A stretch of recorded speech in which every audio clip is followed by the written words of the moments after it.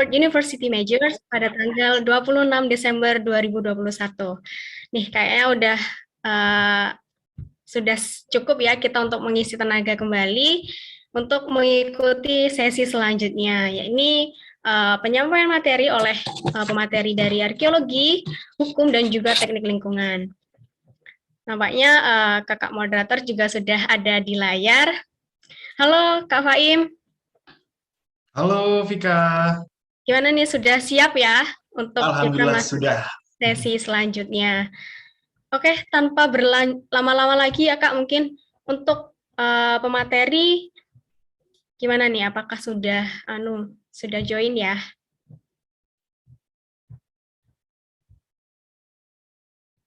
Tentunya teman-teman nanti akan mendapatkan pelajaran yang sangat berharga gitu ya Kak Faim ya. Betul banget Kak Vika. Kira-kira Kak Faim udah tahu nggak ini kayak arkeologi itu kayak apa, terus hukum dan juga teknik lingkungan tuh? Aku mungkin kalau misalnya tentang kayak gitu mungkin tahu sepintas-pintas aja mungkin ya Vika. Tapi kalau misalnya sedetail-detailnya ataupun apa yang dipelajari di dalamnya mungkin juga program kedepannya seperti apa itu mungkin aku masih kurang tahu dan juga mungkin masih awam banget gitu. Jadi mungkin setelah ini teman-teman yang ada di sini bakal mendapatkan hal tersebut dari narasumber-narasumber kita kali ini. Oke, ya kayaknya udah tanpa lama-lama lagi ya Kak. Untuk waktu dan layar aku persilahkan kepada Kak Faim. Silahkan Kak. Oke, baik siap. Baik, terima kasih saya ucapkan untuk MC Vika atas kesempatan yang telah diberikan kepada saya. Oke, selamat siang semuanya. Assalamualaikum warahmatullahi wabarakatuh. Selamat siang dan juga selamat berjumpa kembali dengan saya ya, Kak Fadil Iman di sesi kedua webinar bedah jurusan IK 1 IK 1.0. Semoga di siang ini teman-teman tetap semangat ya. Kok tetap semangat ya? Wajib semangat dong ya. Karena kali ini kita akan menghadirkan kembali kakak-kakak narasumber kita yang luar biasa dan tentunya mereka akan sharing-sharing seputar pendidikan mereka di perkuliahan. Oke teman-teman, mungkin aku izin memperkenalkan diri lagi. Mungkin ada teman-teman yang baru datang di sini dan juga buat teman-teman yang mungkin sudah live Zoom, bisa nih ya teman-teman yang ada di sini diajakin lagi teman-teman di grupnya atau melalui PC gitu ya di WhatsApp-nya teman-teman masing-masing, diajakin lagi buat ikutan gabung webinar kita. Karena masih ada sesi kedua kali ini. Jadi aku Kava Fahri Aliman teman-teman, biasa dipanggil Kava, aku mahasiswa pendidikan S1 semester 3 di IPB University, jurusan Konservasi Sumber Daya Hutan dan Ekowisata. Oke, dan juga pada sesi kedua siang ini, aku tetap menjadi moderator ya teman-teman untuk pemaparan materi di sesi kedua. Nah, seperti di sesi pertama tadi teman-teman, bahwasanya acara ini akan memperkenalkan jurusan universitas dan juga pandangan baru dan juga mungkin wawasan bagi kalian tentang terkait dengan dunia perkuliahan dan juga tentunya akan memotivasi teman-teman di sini untuk mengejar tujuan kalian dan juga mendapatkan semangat mengejar impian serta universitas yang kalian tuju gitu. Oke, mungkin tanpa berlama-lama lagi, langsung saja kita beranjak ke pemaparan materi dari kakak-kakak kita sebagai narasumber pada sesi siang ini. Jadi nanti sesi siang ini akan ada 3 narasumber juga, dan tentunya mereka semua sangat outstanding ya teman-teman, dan juga mungkin nanti teman-teman bakal dapat banyak insight dari mereka. Oke, dan juga seperti tadi, bahwasanya nanti mekanismenya kita akan mendengarkan terlebih dahulu seluruh pemaparan materi dari para narasumber. Lalu di akhir nanti akan ada sesi tanya jawab atau sesi Q&A antara narasumber dan juga audiens. Oke, langsung aja aku panggilkan untuk narasumber pertama. Di sini kita punya nih narasumber dari ITB lagi, teman-teman, Institut Teknologi Bandung. Oke, siapa lagi kalau bukan Kak Ardiana Widiantari ya. Kak Diana Widiantari ini merupakan mahasiswi dari Teknik Lingkungan Institut Teknologi Bandung uh, tahun 2019. Oke, mungkin bisa CV-nya ditampilkan. Oke, terima kasih, operator. Oke, jadi Kak Ardiana Widiantari ini juga aktif ya teman-teman sebagai di Head of Operation Wisuda di Himpunan Mahasiswa Teknik Lingkungan ITB, lalu juga menjadi Head of Division Logistik Pakdu Maru di Kokesma ITB dan juga lain-lainnya. Dan juga ke bawah boleh. Kak Ardiana juga memiliki skill ya teman-teman. Ini diantaranya ada Microsoft Office, ada video design, ada organizing event, ada treasury dan juga administration dan juga ada bakery. Oke, mungkin langsung aja aku sapa Kak Ardiananya. Halo Kak Ardiana, apakah sudah bersama kami? Halo, halo Oke. Kakak. Kalau gitu aku manggilnya Kak Ardiana atau Kak siapa nih? Bisa dipanggil Ardi, Ardiana atau Awi. Oke, Eh, Kak Ardi gitu ya. Sebelumnya aku Oh, izin untuk mematikan virtual background ya, karena wajahnya kayak Krishna gitu biru. oh. Ya Kak, silakan ya Kak, silakan, silakan. Oke, Ya, daripada biru gitu ya. Gak apa-apa ya deh. Aduh nih, cakep banget nih Kak Ardiananya. bisa Mantap. aja. Oke, Kak Ardiana sudah siap untuk memberikan materinya kepada teman-teman di sini? Oke, siap. Oke, kalau gitu, waktu dan layar saya persilakan untuk Kak Ardiana. Oke, terima kasih moderator, makasih Kafah, makasih MC dan juga panitia yang udah ngundang aku jadi pembicara terkait pengenalan rumpun teknik. Aku izin share screen dulu ya, teman-teman. Sebentar.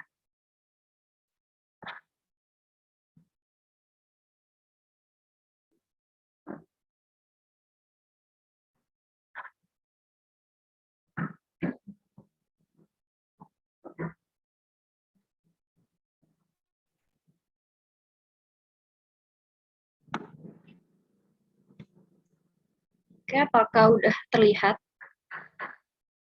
Oke, sudah Kak Ardi, silakan. Oke, oke, terima kasih. Kembali lagi teman-teman. Nama aku Ardiana Diantari, bisa dipanggil Ardi, Ardiana, atau di SMA dulu dipanggil Awe. Aku dari Teknik Lingkungan ITB 2019, dan di sesi kali ini aku bakal sharing terkait rumpun teknik nih teman-teman. Ya, langsung aja.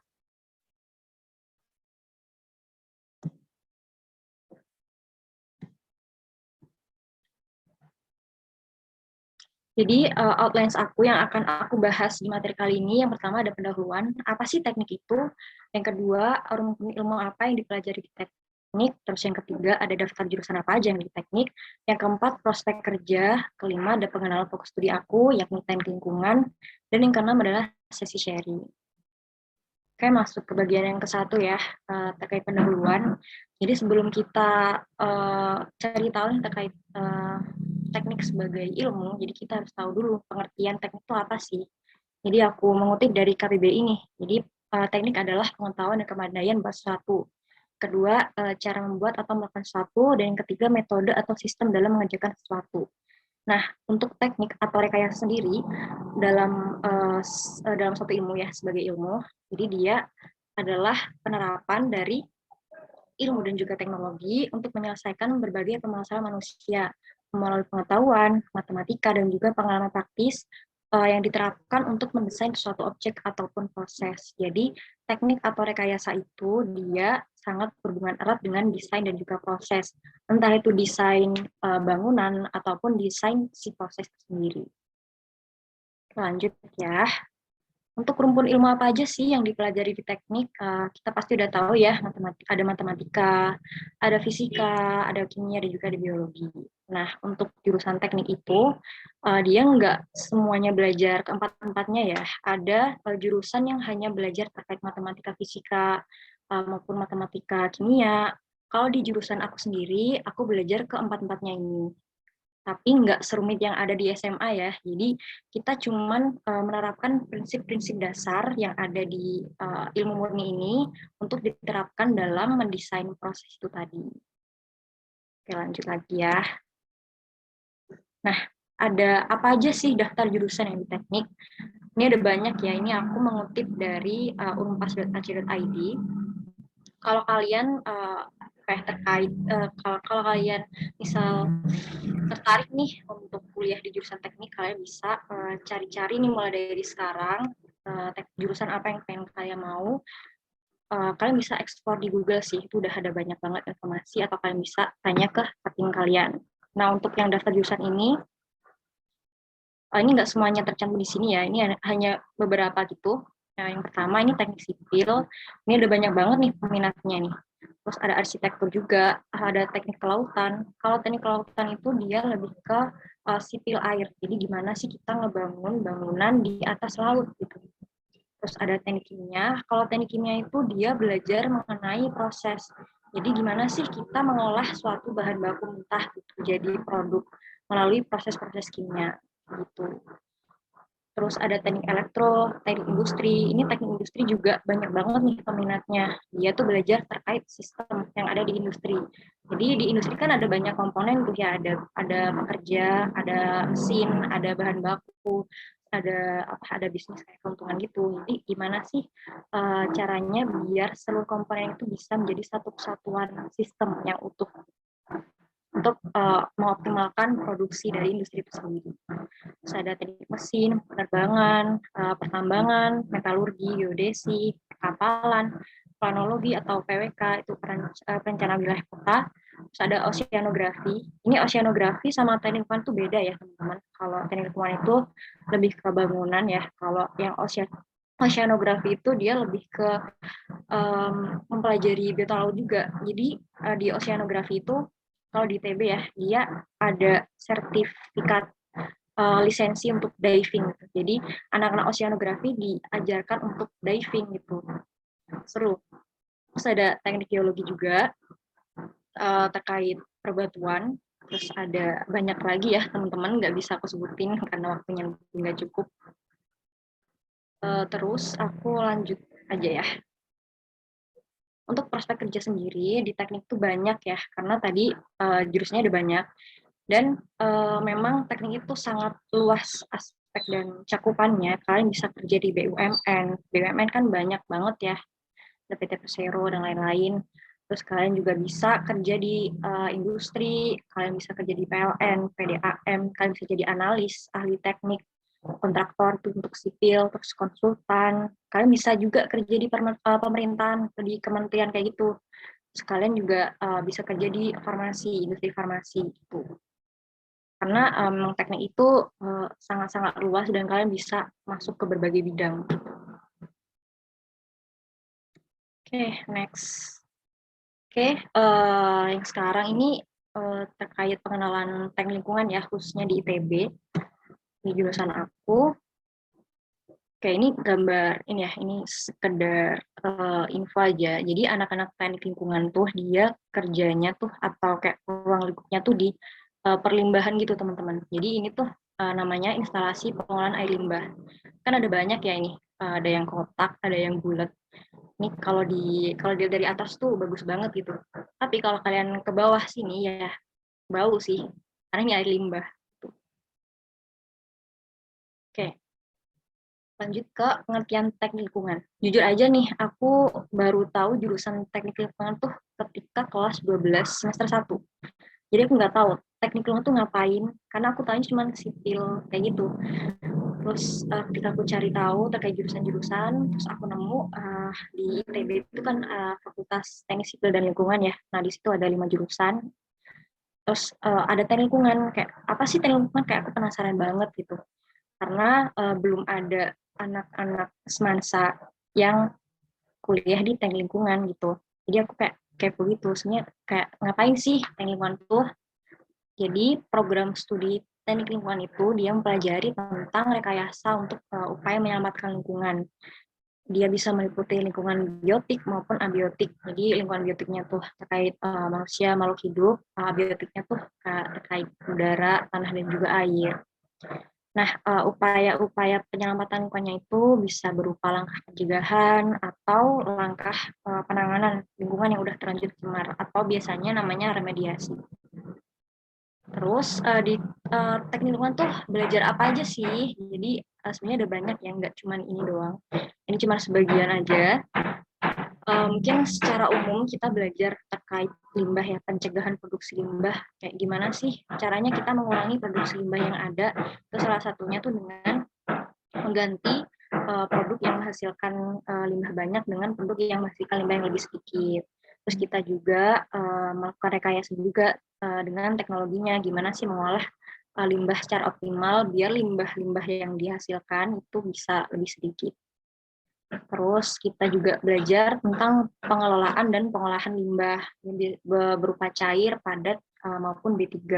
Jadi pengelolaan sama pengolahan itu beda ya. Pengelolaan itu lebih ke dari sumber ya. Misal nih aku kasih contoh, misal sampah rumah tangga yang ada di kita. Jadi sampah dari rumah nih kan diwadahin ya, dikumpulkan dalam tempat sampah itu, terus diangkut oleh petugas sampah ke TPS. Baru dari TPS itu ke TPA dan baru diolah. Nah, si dari rumah ke TPA itu dia masuk ke pengolahan, sedangkan kalau dia di TPA itu dia udah masuk ke pengolahan gitu. Terus B3 itu ya, B3 itu bahan berbahaya dan beracun. Jadi sebenarnya B3 itu dihasilkan di berbagai tempat ya. Di rumah kita pun kita menghasilkan B3.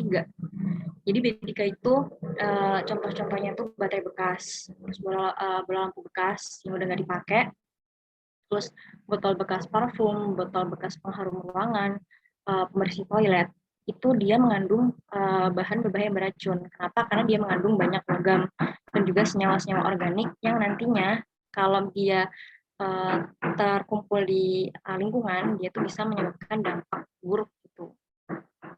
Terus di TL juga kita belajar tentang pengolahan air. Nah, ini gimana sih air dari sungai atau dari mata air gitu bisa sampai ke rumah kita. Dan itu benar-benar rumit ya. Tidak semudah itu kayak kita dapat air langsung dari sungai itu. Jadi harus diolah dulu.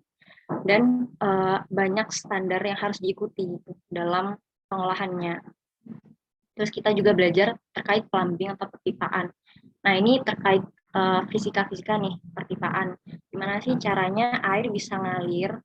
Terus ini banyak banget perhitungannya karena kita harus menghitung debit, kecepatan, biar si pipanya ini nanti awet gitu, nggak overload, nggak bocor gitu.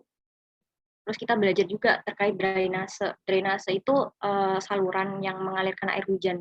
Jadi kayak misal got sama gorong-gorong. Kalau misal nih intensitas hujannya tinggi banget, si gorong-gorongnya atau gotnya itu mungkin tersumbat, ya kan bakal menyebabkan banjir ya. Kan kalian pasti kayak di daerah Kali Putih ya, kalau kalian tahu itu kan pasti kalau misal hujan deras kan pasti menggenang ya airnya tuh. Nah itu karena si drainasenya itu dia nggak maksimal gitu perancangannya, dan juga mungkin ada sumbatan gitu di dalam gorong-gorongnya, jadi dia menyebabkan air yang menggenang gitu pas hujan. Kita juga belajar terkait pengendalian pencemaran udara. Terus ada hukum lingkungan juga. Nah, kenapa kita belajar juga hukum lingkungan? Karena dengan adanya hukum lingkungan ini jadi suatu dasar gitu dalam kita mengambil keputusan dan juga mendesain. Karena kalau misal nggak ada hukum lingkungan ini, tuh banyak kasusnya tuh, contohnya investor di pertambangan ya. Mereka kan pasti cuma ambil untungnya doang kan ya. Ambil bahan-bahan lingkungannya udah ditinggalin, dan itu bakal bahaya banget. Kalian kan tahu ya kalau lahan-lahan bekas tambang itu kan pasti ada kayak lubang besar gitu ya, lubang besar, terus kalau misal hujan dia tergenang terus jadi kayak danau gitu. Nah itu tuh bahaya banget. Kenapa? Karena banyak mengandung logam berat dan juga dalam banget tuh berpuluh-puluh meter, dan banyak korban yang udah berjatuhan itu meninggal di sana. Jadi penting banget belajar terkait hukum lingkungan untuk mencegah adanya kerusakan-kerusakan lingkungan gitu. Terus kita juga belajar terkait kesehatan lingkungan. Ini kesehatan lingkungan tuh, karena lingkungan tuh ada banyak aspeknya. Ini di sini di kesehatan lingkungan kita belajar juga terkait penyakit-penyakit, teman-teman. Jadi kita juga belajar terkait epidemiologi, itu ilmu terkait wabah ya. Jadi kan sekarang lagi pandemi COVID ya. Kita juga belajar tuh terkait itu. Ini salah satu ilmu juga yang dipelajari di kesehatan masyarakat. Oke, tadi mungkin secara umum ya. Terus ini aku kasih gambaran juga nih. Skema pengolahan air minum. Ini ada banyak banget tahapan-tahapannya. Ini mulai dari air baku atau air sungai atau air dari mata air. Dia diambil, terus diolah nih. Ada namanya pengolahan koagulasi, flokulasi, sedimentasi, filtrasi. Baru dia bisa ditampung di reservoir dan dialirkan ke rumah-rumah kita gitu. Jadi rumit ya, jadi nggak semudah itu air dari sungai langsung ada di rumah kita gitu. Dan proses pengolahannya lama. Terus ini setiap pengolahan apapun itu dia pasti menghasilkan limbah. Jadi dia menghasilkan limbah berupa lumpur, dan ini harus diolah dulu baru bisa dimanfaatkan untuk hal yang lain. Ini misalnya jadi pupuk gitu, atau enggak bisa jadi bahan aspal.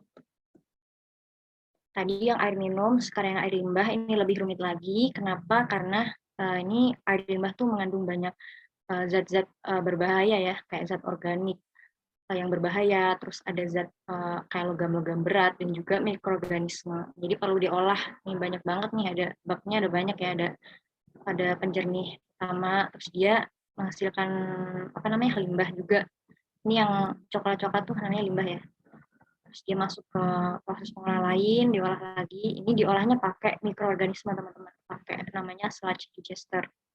Jadi secara anaerobik ini pakai mikroorganisme. Terus baru setelah diolah baru limbah-limbah tadi itu bisa dibuang.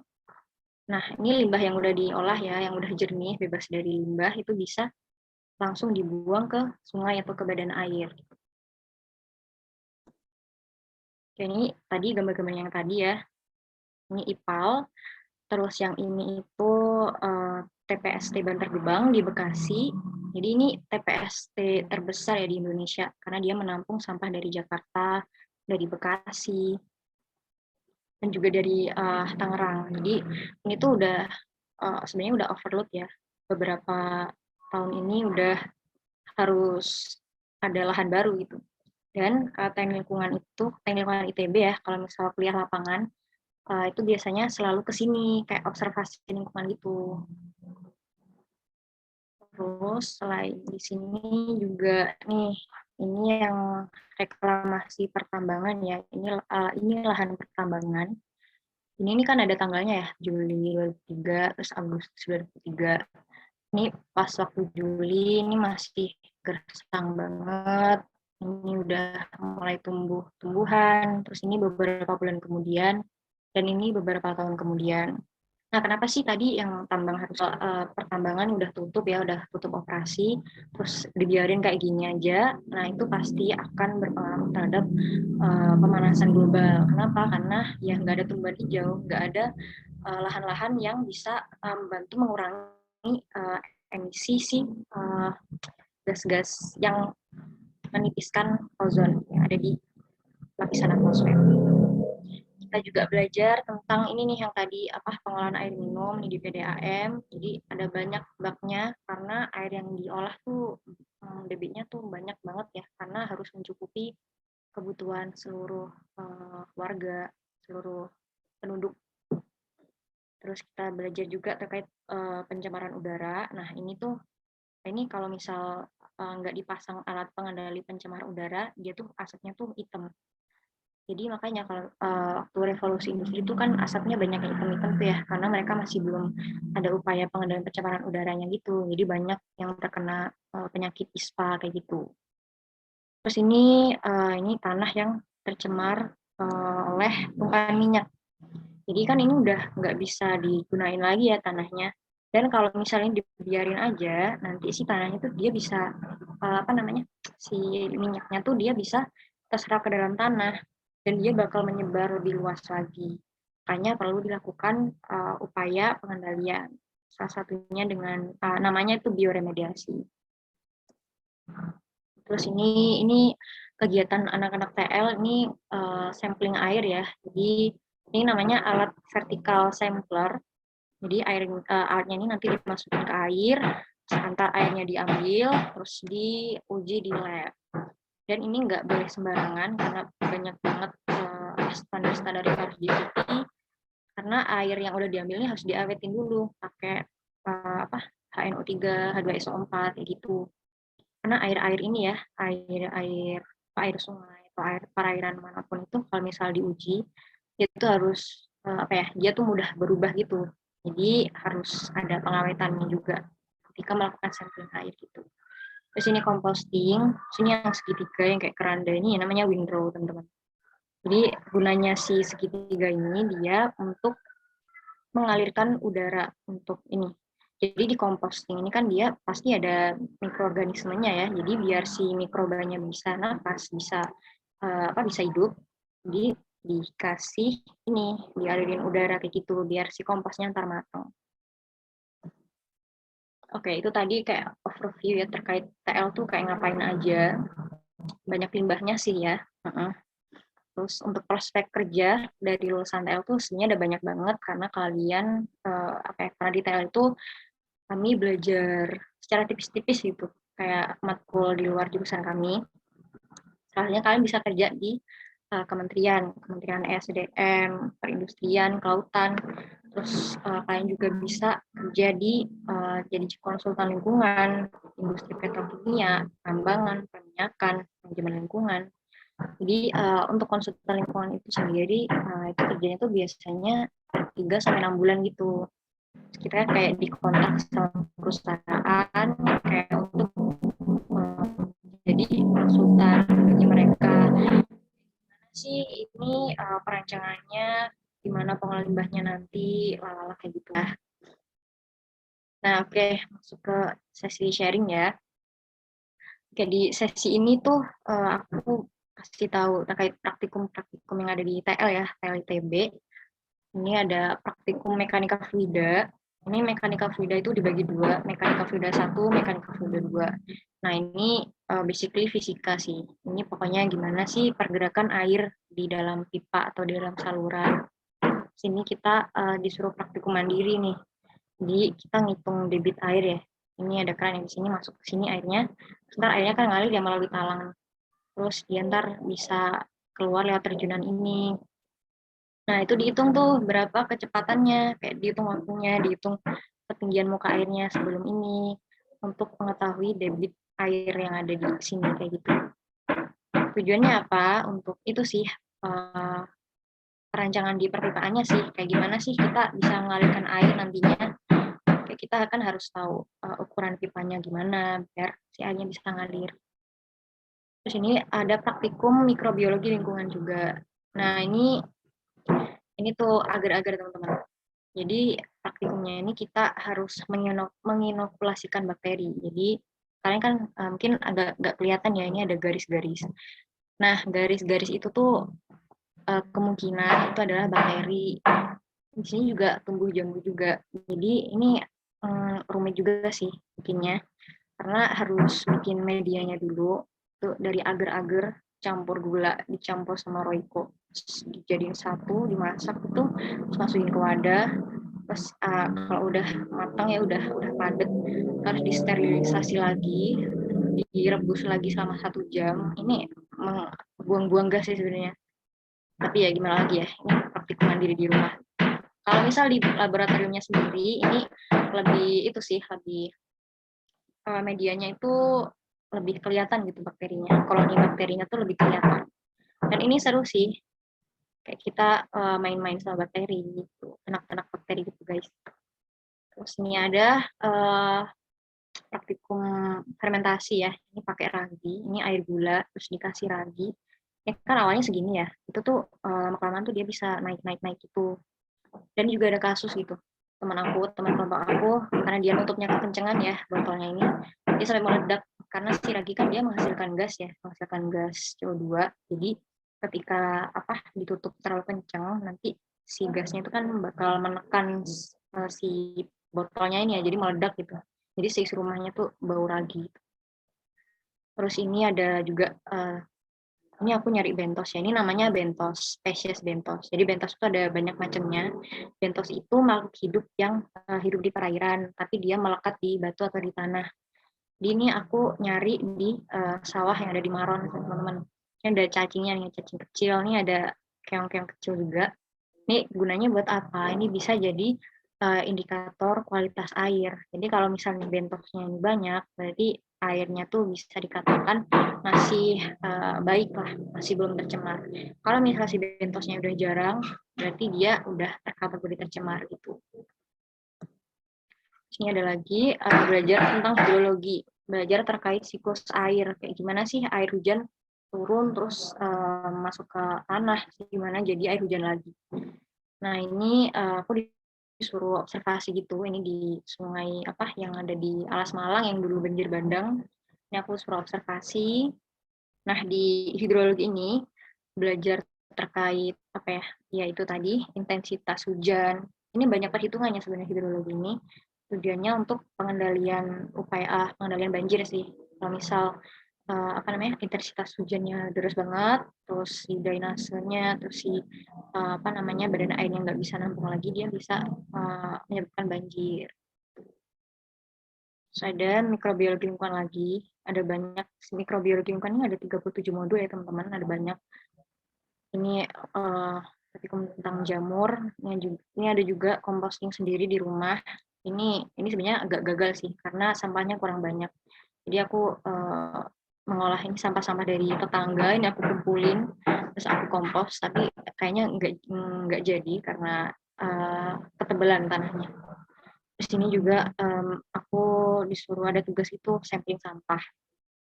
Jadi ini sampah dari tetangga juga aku kumpulin ya, sampah harian gitu, aku kumpulin, aku timbang beratnya berapa, terus ditimbang juga per komponennya, dipisahin yang organiknya mana, kertasnya mana, plastiknya mana, berapa beratnya kayak gitu.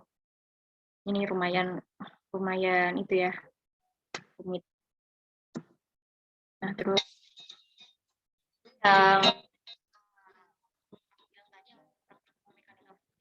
jadi ini sebenarnya ke main-main air sih, kayak buang-buang air gitu loh. Karena kalau di rumah kan nggak ada itu ya, sistem yang bisa meresirkulasi gitu. Kalau misal di laboratorium nggak sih. Nah, itu tadi air yang dari timba tadi kan ngalir ya, ngalir, dia jadi ya itu.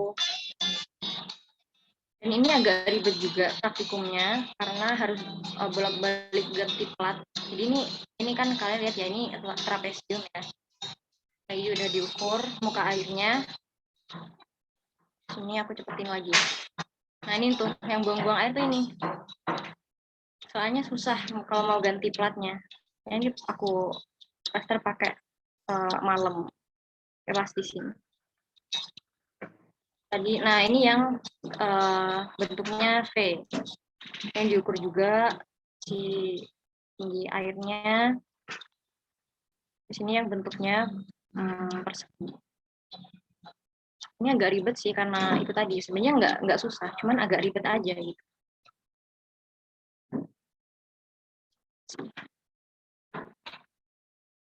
Mungkin itu dulu ya pemaparan materi dari aku.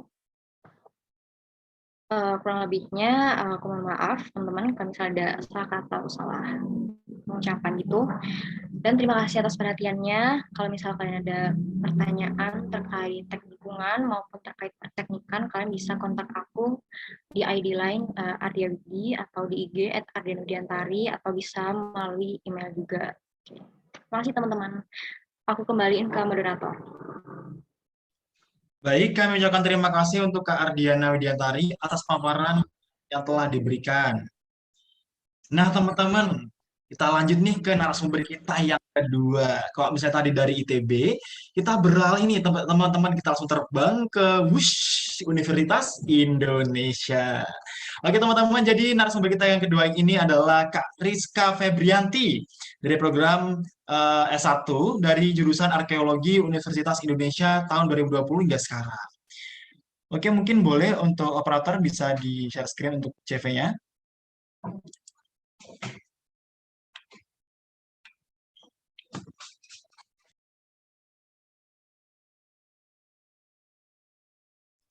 Oke, baik, terima kasih. Nah, teman-teman, tentunya Kak Rizka ini nggak cuma aktif aja, tetapi dia juga punya latar belakang, udah pernah bekerja juga, teman-teman. Jadi tentunya nggak cuma aktif kegiatan, juga dan juga dia udah pernah punya riwayat untuk magang ya, Kak. Di sini ada sebagai business development di harisenin.com, ada juga accounting and finance di PT Abisatya Niaga Prima Nusantara, dan juga kasir dan juga waiter di LK Cafe. Dan tentunya ke bawah, boleh, operator?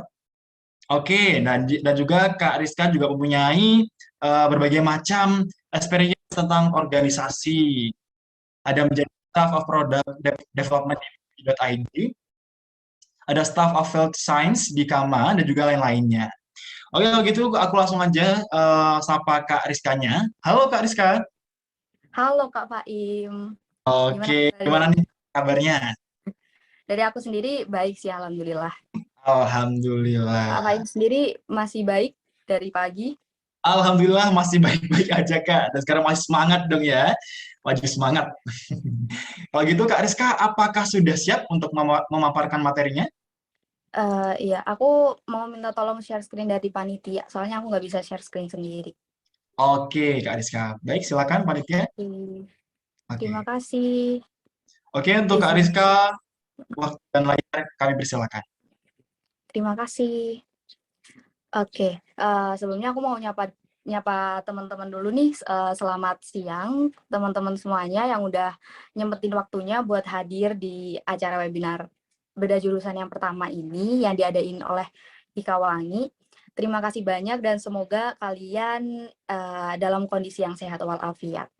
Sebelumnya juga aku mau ngapresiasi dulu nih, ngapresiasi para panitia yang udah nyiapin acara ya yang seniat ini gitu. Oke, selanjutnya mungkin aku mau langsung mulai ke ini aja kali ya, pemaparan materi. Jadi, ya, kenalin aku Rizka Bianti dari Arkeologi UI. Arkeologi UI angkatan 2020, di mana Arkeologi UI itu berada di Fakultas Ilmu Budaya Universitas Indonesia. Oke, selanjutnya. Oh ya, sebelumnya teman-teman, sebenarnya kan ini udah jurusannya, kalau aku lihat-lihat dari yang tadi pagi, itu lebih ngomongin tentang fakultasnya gitu ya. Tetapi karena di jurusan di fakultasku itu lumayan banyak, walaupun nggak sebanyak dari Mbak Ardiana tadi, cuman ada belasan gitu, tapi kalau misalkan aku jabarin satu-satu tuh kayaknya makan waktu banget gitu. Jadinya mungkin pemaparan pada kali ini aku bakalan lebih fokus kepada jurusanku yaitu arkeologi gitu. Dimana arkeologi juga kayaknya kurang, masyarakat awam tuh kurang familiar gitu. Apa sih arkeologi sebenarnya gitu. Oke, selanjutnya boleh di next.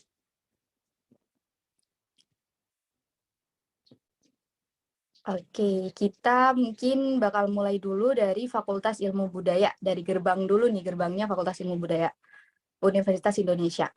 Jadi pada awalnya fakultas ini tuh lahir dan dikenal dengan nama Fakultas Sastra Universitas Indonesia, bukan langsung FIBUI gitu, bukan. Kenapa Fakultas Sastra? Karena seperti yang kita tahu bahwa fakultas ini tuh didominasi oleh jurusan sastra gitu. Seperti adanya sastra Indonesia, terus sastra Belanda, sastra Korea, sastra Jerman, dan lain-lain gitu. Walaupun ya masih ada jurusan-jurusan yang enggak sastra, kayak arkeologi sendiri, ilmu sejarah, dan juga lain-lain gitu.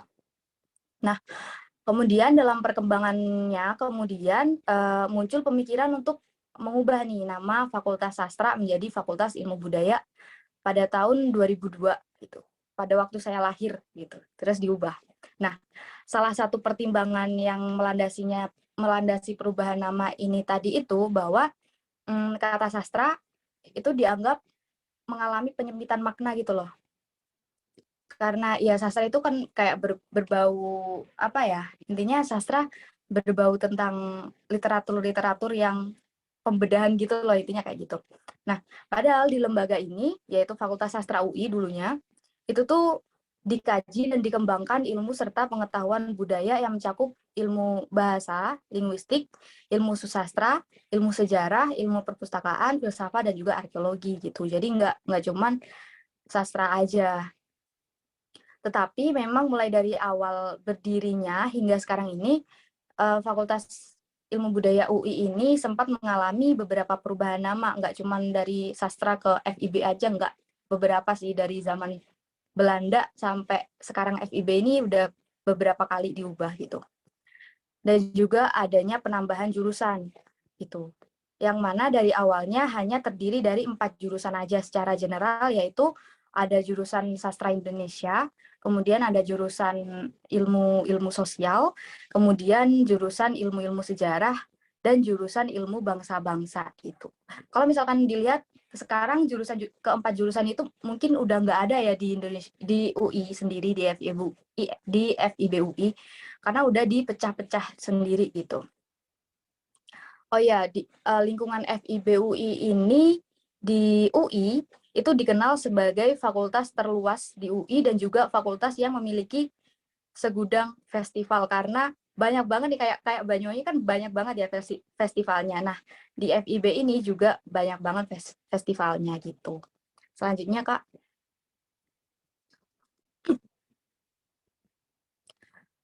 Nah, kemudian ini tadi sih yang aku ngomong tentang jurusan-jurusan yang ada di FIBU itu nggak sedikit ya, nggak banyak juga, tapi kalau misalkan dijabarin satu-satu nggak muat gitu kan.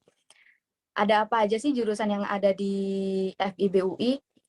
Nah, di FIBUI sendiri itu jurusan-jurusannya ada 15 sampai tahun 2021 ini, yaitu yang pertama ada sastra Belanda, di mana itu sastra terkeren menurut saya gitu ya.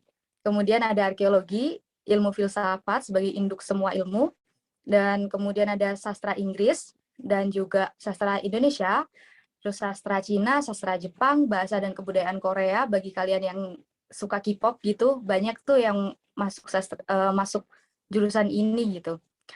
Kemudian juga ada ilmu sejarah, ilmu perpustakaan, sastra Rusia, sastra Jerman, sastra dan bahasa Prancis, sastra Arab, dan yang terakhir ada sastra Jawa. Selanjutnya, oke, ini mungkin sedikit gambaran aja nih, tapi ini aku nggak ngejelasin semua jurusan ya, mungkin cuma ada setengah jurusan yang aku paparin secara singkat doang gitu. Yang pertama itu ada sastra Belanda. Gambaran umum jurusan atau program studi sastra Belanda ini apa sih sebenarnya gitu.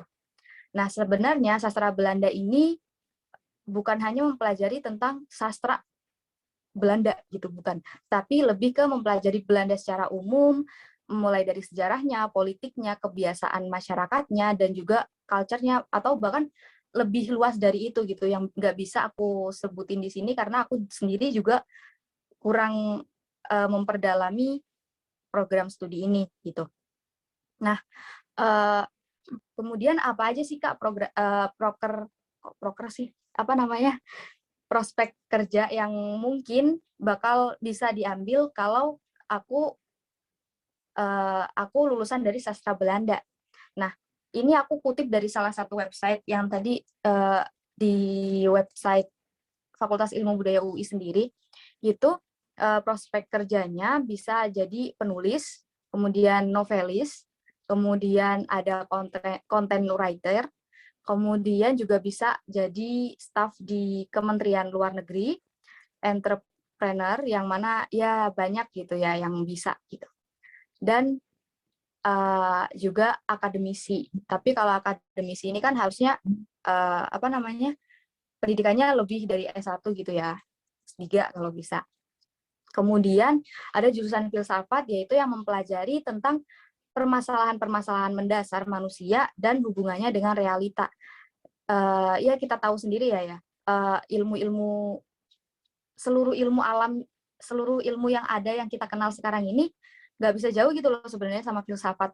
Dan iya, karena filsafat itu merupakan dasar dari seluruh ilmu itu gitu.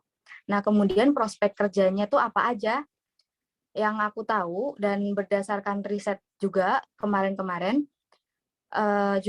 lulusan dari ilmu filsafat ini bisa untuk kerja di pejabat pemerintahan, kemudian juga bisa menjadi konselor, kemudian psikoterapis, hingga jurnalis juga bisa gitu. Di mana dosen-dosen aku juga banyak yang mengambil side job sebagai jurnalis gitu. Ya walaupun aku arkeologi, tetapi kalau di FIBUI itu kan pasti ada mata kuliah yang satu fakultas gitu ya, di mana kalau mata kuliah kayak gitu tuh kita gabung satu fakultas, bahkan ada yang gabung satu universitas gitu. Dan itu kita belajar tentang ilmu-ilmu dari jurusan lain. Kalau yang aku semester 3 ya. Di semester 3 ini aku belajar tentang filsafat gitu. Kemudian selanjutnya ada sastra Inggris. Kalau sastra Inggris ini mempelajari tentang isi, ciri artistik, kemudian estetika, keaslian, serta keindahan isi dalam teks atau tulisan karya sastra Inggris. Tetapi nggak cuman itu doang, ya sebenarnya sih mirip-mirip sama sastra Belanda tadi ya, kayak mengkaji Inggris secara menyeluruh gitu loh. nggak cuman dari sisi apa namanya kayak karya tulisnya doang, enggak, kayak dia tuh mengkaji tentang politiknya juga kayak gitu. Nah, biasanya lulusan dari sastra Inggris ini bekerja sebagai itu yang aku tulis, yaitu content writer, copywriter, manajer sosial media, editor artikel, jurnalis, dokumen control, dan lain-lain. Next, Kak. Aduh, maaf ya ini kalau misalkan kecepatan takut nggak muat waktunya gitu. Kemudian dilanjutkan oleh sastra Indonesia. Di sastra Indonesia ini kita bakal belajar beraneka ragam subjek sastra, dari puisi, kemudian ada drama, roman novel, dan juga linguistik. Dan tentunya juga bukan sebatas itu doang ya, bakalan banyak banget hal-hal yang aku nggak ketahui tentunya gitu, yang belum bisa aku tulisin di sini.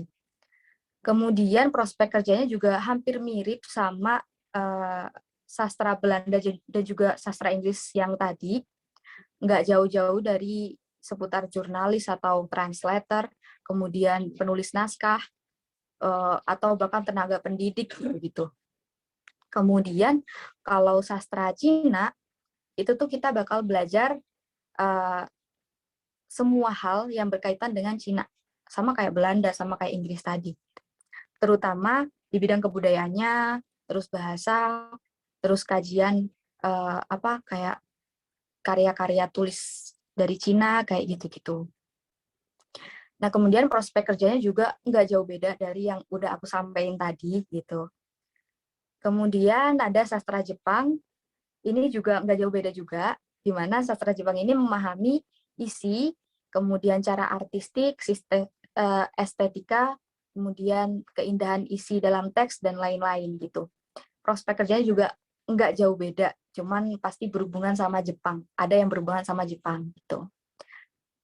Next. Sebenarnya kalau ngomongin tentang FIB kan pasti apa ya, yang berkaitan tuh sastranya ya. Dimana kalau sastra itu mungkin kalau di stigma masyarakatnya, oh ya udah sastra cuman ngebahas itu doang gitu, ngebahas naskah-naskah doang, ngebahas cerita-cerita doang kayak gitu. Padahal nggak sebatas itu, nggak sesempit itu. Walaupun aku juga nggak belajar sastra ya, tapi aku tahu dari teman-temanku tuh nggak kayak gitu. Mereka juga mungkin belajar tentang filologi dan juga nggak tahu ya statistika belajar apa enggak. Kayaknya sih pasti statistika juga belajar. Terus kebudayaan juga dipelajari juga. Makanya kita bersatu jadi Fakultas Ilmu Budaya, di mana semua jurusannya itu mempelajari tentang budaya gitu. Kemudian ini yang agak nggak berkaitan sama sastra nih, yaitu ada ilmu sejarah. Dimana kalau ilmu sejarah ini mempelajari tentang segala hal atau segala peristiwa, kejadian, fenomena yang terjadi di masa lalu. Hampir mirip sama arkeologi, tetapi kalau ilmu sejarah ini dasarnya mereka tuh bisa ngomong, mereka bisa ngomong berdasarkan dokumen-dokumen tertulis kayak arsip, terus naskah kayak Carita Parahyangan dan lain-lain. Tapi kalau misalkan arkeologi itu nggak bisa ngomong berdasarkan hal itu, tetapi berdasarkan material culture yang bakal aku bahas nanti. Prospek dari lulusan ilmu sejarah ini mungkin nantinya kayak bisa, tentunya aku tadi nggak nemu sih kayak yang prospek kerja ilmu sejarah, tetapi pasti aku yakin bakal ya nggak sesempit itu juga, bisa jadi tenaga pendidik, kemudian juga pasti bisa jadi peneliti gitu. Tapi aku sendiri minta maaf karena tadi nggak bisa menunjukkan yang gimana ya, yang benar, takutnya salah soalnya tadi aku cari. Kemudian yang terakhir yang aku jelasin di sini itu ada ilmu perpustakaan. Ilmu perpustakaan ini melibatkan banyak keahlian di bidang informasi teknologi. Kemudian ada melibatkan juga manajemen dan juga pendidikan untuk mengumpulkan, merapikan, dan menyimpan data-data atau arsip kayak gitu. Nah, apa aja sih Kak prospek kerja yang bakal dimiliki oleh lulusan ilmu perpustakaan? Mereka tuh bisa jadi tenaga di bidang informasi teknologi tentunya ya, karena mereka juga kuliah di bidang itu. Kemudian finance juga bisa, maupun penganalisa data gitu. Dan tentunya nggak cuman itu doang gitu kan. Oh ya, sama aku dulu dapat wejangan nih, kalau misalkan ya ini agak sesat sih menurut aku. Tapi nggak apa-apa, ini tetap aku inget gitu. Sebenarnya kita kuliah itu enggak, nanti kita kerjanya nggak harus pakem di jurusan kita loh. Misalkan aku kuliah jurusan arkeologi nih, di mana arkeologi itu menurut masyarakat kan lu mau kerja apa nanti gitu. Tapi aku waktu dulu curhat sama cerita-cerita gitu sama kakak tingkat aku yang dari fakultas lain gitu, dari fakultas ilmu budaya sendiri juga ada, mereka tuh bilang kalau kuliah tuh cuman batu loncatan gitu loh, kecuali ya kalau misalkan kalian kuliahnya di kedokteran itu udah pakem, ya bukan pakem juga, cuman berapa persen lebih tinggi gitu daripada kita-kita di sini yang kuliahnya bisa lebih fleksibel gitu. Kayak misalkan jurusan sastra dan juga jurusan aku sendiri gitu. Jadi nggak harus kita tuh nanti kedepannya harus linear gitu, nggak harus. Kemudian selanjutnya, oke, kita udah masuk di program studi aku nih, yaitu program studi arkeologi. Ini FYI aja ya. Dulu tuh aku waktu kelas 12 semester 1 nggak tahu ada jurusan arkeologi. Terus kenapa aku bisa milih arkeologi? Karena waktu itu aku waktu ini sih pendaftaran SNMPTN itu kan harus ngelis gitu ya. Kemudian aku kayak nyari-nyari nih di UI. Kan dulu target aku tuh psikologi, cuman pada SBMPTN aku nggak naruh psikologi karena udah yakin sama arkeologi gitu. Nah, waktu aku nyari-nyari, terus aku sebenarnya tuh tertarik sama ilmu sejarah. Cuman kalau menurut aku ilmu sejarah tuh kurang menantang gitu karena mereka belajarnya berdasarkan tulisan-tulisan, berdasarkan apa ya namanya literatur yang kayak arsip, dokumen dan lain-lain. Sementara arkeologi itu kan bisa lebih explore gitu loh, lebih explore alam, lebih bisa jalan-jalan kayak gitu. Jadinya aku seneng di arkeologi dan memilih arkeologi. Itu pun udah hampir semester 6 berarti, di kelas 12. Oke. Dimulai dari deskripsi program studinya dulu deh, program studi arkeologi ini. Jadi, program studi arkeologi ini di sini tuh merupakan studi tentang masa lalu manusia melalui sisa-sisa materialnya. Masa lalu yang dipelajari oleh arkeolog berkisar dari kemarin hingga ribuan atau jutaan tahun yang lalu untuk penelitian dan menerapkan serangkaian metode arkeologi yang dengannya mereka menemukan, kemudian mereka juga memulihkan, melestarikan, menggambarkan, dan menganalisis catatan arkeologi untuk menjawab pertanyaan-pertanyaan mengenai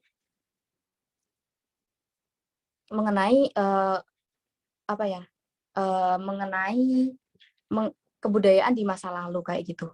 Mungkin di next aja. Kemudian program studi yang ada di arkeologi itu, maksudnya mata kuliah yang ada di arkeologi itu tuh di sini aku nulis ada kepurbakalaan Indonesia, kemudian metode penelitian arkeologi termasuk juga teknik-teknik ekskavasi situs purbakala, epigrafi dan penafsiran prasasti tentunya, kemudian prasejarah, museologi dan ilmu-ilmu pendukung lainnya. Kemudian di arkeologi itu sebenarnya belajar apa aja sih gitu.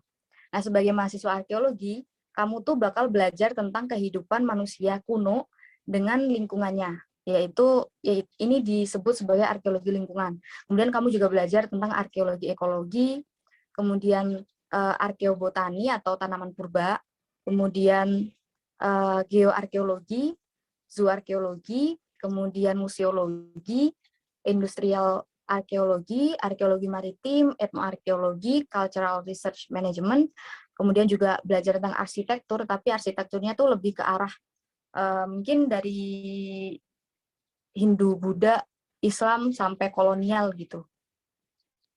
Kemudian ada ada penyakit-penyakit manusia pada masa lalu yang dalam arkeologi itu disebut sebagai paleopatologi dan juga ekskavasi.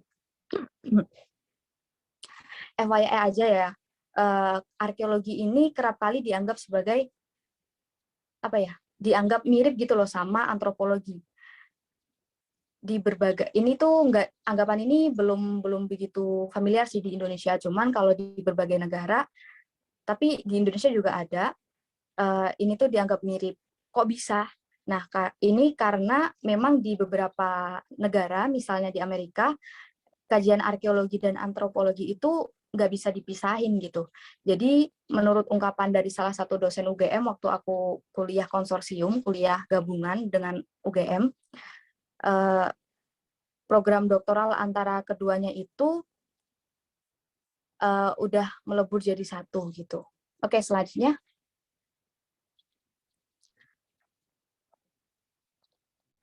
Di sini ada prospek kerja arkeologi. Ini aku tulis yang secara udah banyak dikenal aja ya. Nah, di arkeologi ini sendiri bisa jadi sebagai jurnalis arkeologi, terus arkeolog sendiri, kemudian tenaga pengajar yaitu dosen, kemudian bisa kerja di LIPI, Lembaga Penelitian Nasional, dan juga Puslit Arkenas, kemudian PNS, kurator, antropolog, sejarawan, tour guide, dan antiquarians.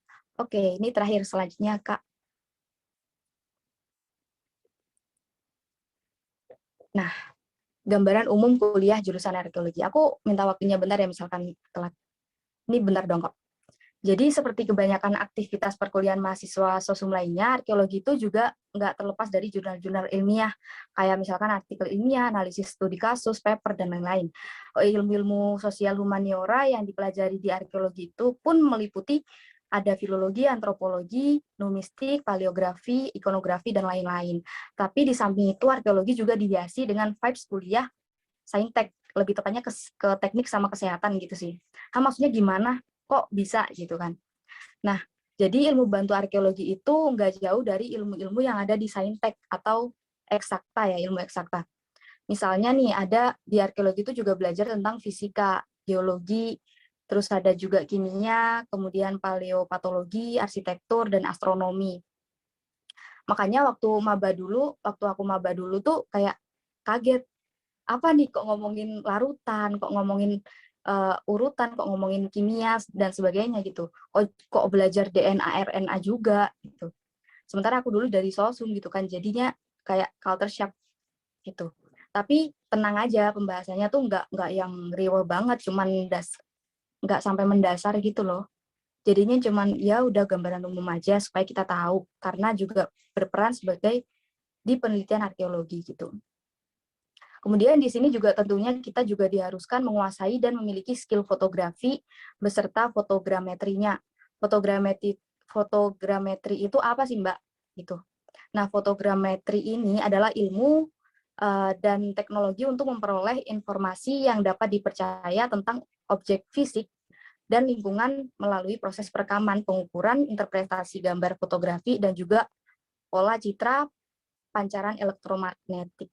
Jadi gampangnya fotogrametri ini digunakan untuk mengubah data 2 dimensi, yaitu berupa gambar-gambar, sehingga menjadi objek 3 dimensi yang nyata dan bisa dibawa kemana-mana di gadget kita gitu.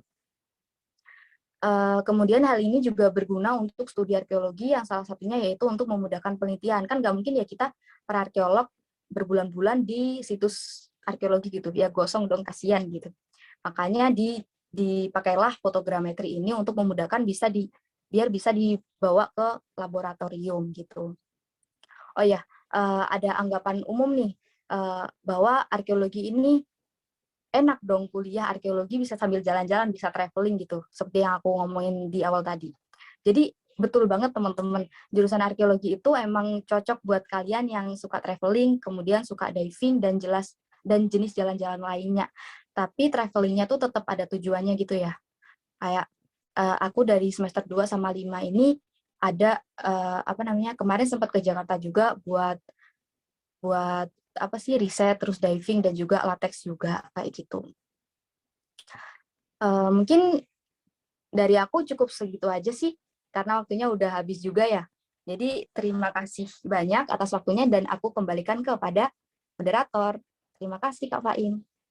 Oke, kami ucapkan terima kasih juga untuk Kak Rizka Febianti atas pemaparan yang telah diberikan tadi. Waduh, teman-teman keren banget ya. Nah, buat teman-teman yang di sini yang pengen jadi arkeolog, wajib nih ya, ikuti strategi dan juga kiat-kiatnya dari Kak Rizka tadi dan juga udah dikasih tahu nih insight-insight dan juga wawasan terkait dengan arkeologi. Nah, selanjutnya teman-teman, untuk narasumber terakhir kita nih teman-teman, nggak kalah kerennya. Karena langsung didatangkan dari Universitas Airlangga, teman-teman.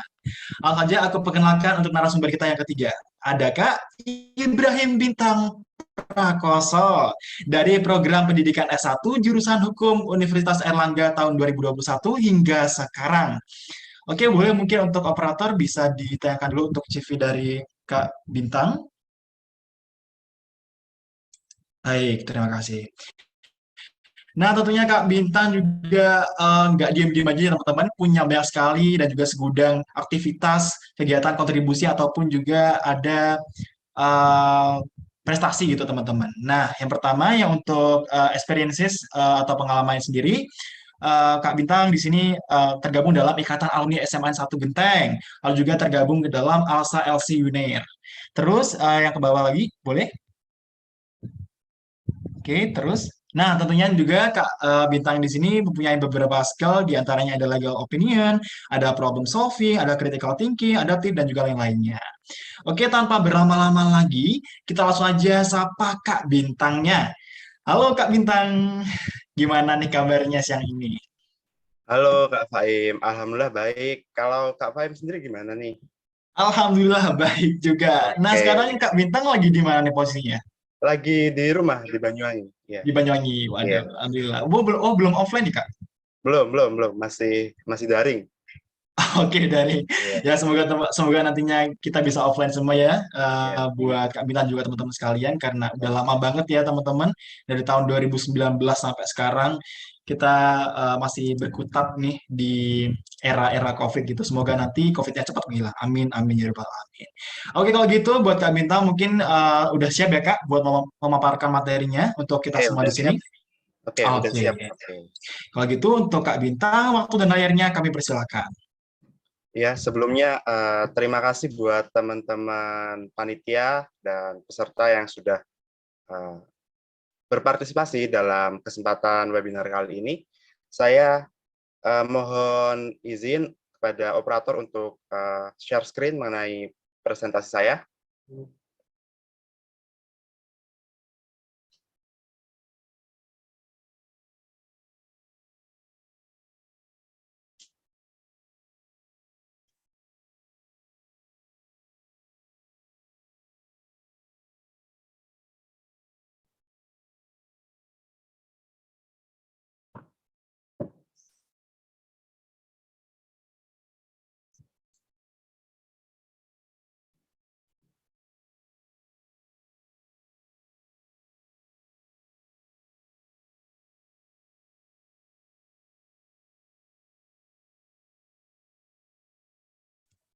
Izin masuk bagaimana operator? Apakah bisa untuk ditayangkan?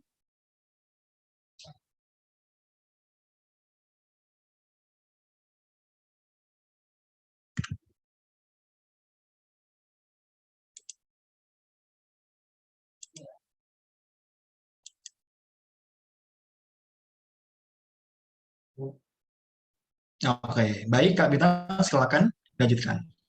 Oke, baik. Perkenalkan namaku Ibrahim Bintang Prawoso, bisa dipanggil Bintang aja. Dari Fakultas Hukum, Prodi Ilmu Hukum angkatan 2021, baru masuk maba ini di Universitas Airlangga. Lanjut, operator.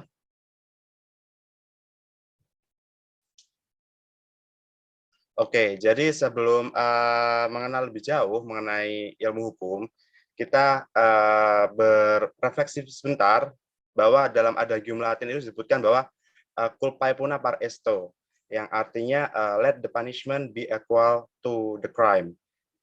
Bahwa di sini kita dalam menerapkan hukum itu perlu memberikan hukuman yang setimpal terhadap kejahatan yang telah dilakukan oleh terdakwa.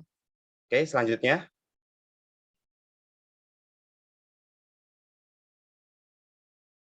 Oke, ini garis besarnya apa aja yang bakal kita bahas pada kesempatan kali ini mengenai hukum itu apa sih, kemudian apa yang kita pelajari di hukum, ada fokus studinya gimana, terus prospek prospek kerjanya luas nggak, terus yang terakhir ada suka dukanya apa aja.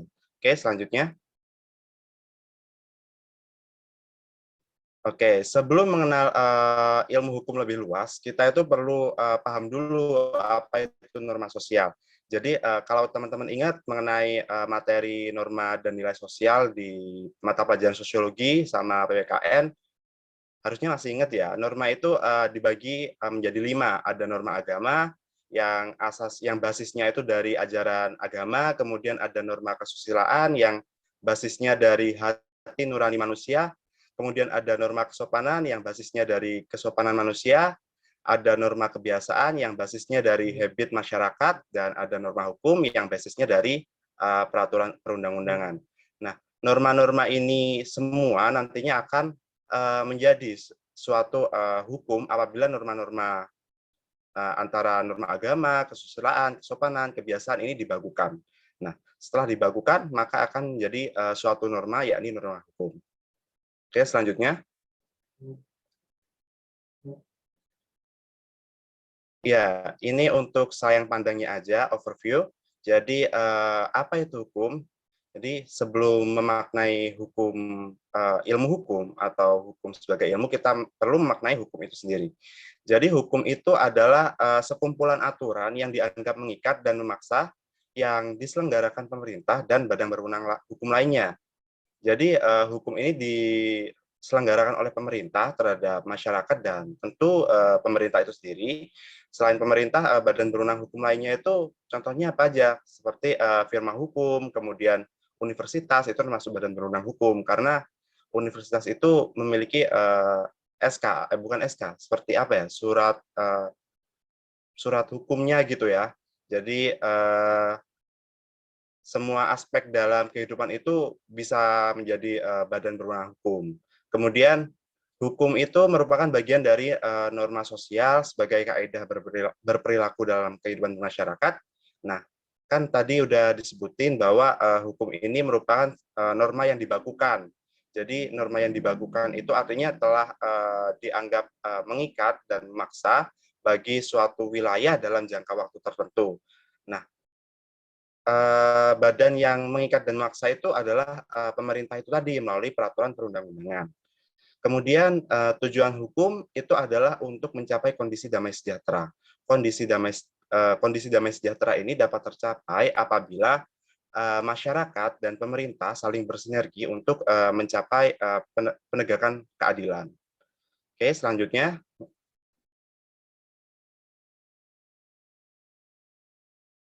Nah, ini hal yang dipelajari di hukum itu apa sih sebenarnya? Nah, hal yang kita pelajari di hukum itu sebenarnya awalnya itu secara umum, secara luas itu norma sosial.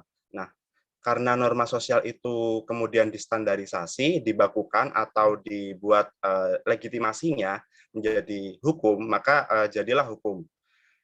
Kemudian hukum itu ditulis, kemudian diberitakan dalam lembaran negara, itu menjadi sebuah peraturan. Jadi kalau teman-teman masuk fakultas hukum, nanti nggak perlu bingung antara aturan dengan peraturan, itu memang berbeda. Jadi kalau aturan itu secara universal, semua norma hukum itu disebut sebagai aturan. Jadi kalau baik tertulis maupun nggak tertulis itu disebut sebagai aturan. Sementara peraturan itu hukum yang sudah dibakukan dan ditulis atau dikodifikasi, itu namanya peraturan. Nah, di FH Unair khususnya ya, kami itu mempelajari hukum-hukum yang ada di slide ini ya, ada hukum adat, ada hukum pidana yang belajar tentang kejahatan, hukum dagang, belajar tentang perdagangan, acara pidana, acara perdata itu belajar mengenai peradilan, kemudian ada hukum administrasi dan tata negara itu belajar mengenai kenegaraan, hukum internasional itu belajar tentang hubungan antara bangsa-bangsa, kemudian ada hukum perdata belajar mengenai hal-hal privat seperti waris, wakaf, dan sebagainya, kemudian ada hukum bisnis, yang mempelajari mengenai ekonomi, hukum Islam, mengenai hukum-hukum yang ditegakkan dalam agama Islam. Kemudian yang bagian atas ini merupakan hukum mata kuliah yang lebih spesifik lagi daripada mata kuliah yang ada di bagian bawah ini. Oke, selanjutnya. Nah, ini kadang-kadang kala itu orang-orang itu ada salah kaprah dalam maknai ilmu hukum ini. Jadi ilmu hukum itu berbeda sama sekali dengan ilmu sosial, apalagi dengan ilmu alam, karena sifatnya ilmu hukum itu adalah ilmu yang sui generis atau ilmu yang tidak bisa diklasifikasi dalam ilmu sosial humaniora maupun ilmu sains dan teknologi. Karena ilmu hukum ini memiliki objek kajian yang tidak membahas manusia dan alam, melainkan membahas aturan itu sendiri sehingga berdiri secara independen. Nah, tetapi ilmu hukum ini memiliki perlu bantuan dari ilmu-ilmu bantu lainnya seperti ilmu politik, ilmu geografi, kemudian ada ilmu ekonomi, sosiologi, hubungan internasional, kemudian ada ilmu demografi. Nah, itu ilmu-ilmu tadi itu cukup membantu, cukup menunjang terhadap berkembangnya ilmu hukum yang ada saat ini. Selanjutnya, moderator. Oke, sekarang beralih ke fokus studi. Jadi fokus studi di ilmu hukum ini adalah hukum itu sendiri, nggak kemana-mana kita karena memang ilmu hukum itu sendiri. Kita bukan belajar manusia, bukan belajar masyarakat, bukan belajar alam, bukan belajar komunitas, bukan belajar sosietas, tapi kita belajar hukum itu sendiri. Baik hukum yang sudah atau belum maupun hukum yang kini sedang berlaku. Hukum yang sudah atau belum berlaku itu maksudnya hukum yang kalau hukum yang sudah berlaku itu maksudnya hukum seperti hukum kolonial kan itu sudah berlaku dan tidak berlaku pada saat ini. Kemudian hukum yang belum berlaku itu contohnya seperti rancangan undang-undang, itu adalah hukum yang belum berlaku atau disebut hukum ius constituendum. Kemudian hukum yang sedang berlaku saat ini yaitu ya hukum nasional itu sendiri, kemudian ada hukum adat dan hukum Islam kalau di Indonesia. Nah, untuk studi di Universitas Airlangga itu nantinya akan diarahkan ke 5 bidang studi hukum.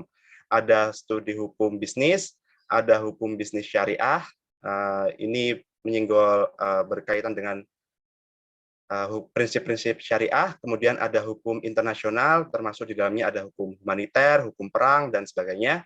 Kemudian ada hukum pemerintahan, jadi di sini mengenai tata usaha negara, kemudian ada hukum peradilan, termasuk hukum peradilan pidana dan perdata. Selanjutnya, operator.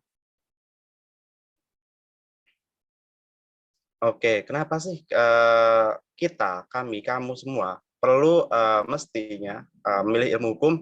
Nah, karena kalau memilih ilmu hukum itu berarti menunjukkan ya bahwa kalian itu peduli terhadap norma dan hukum.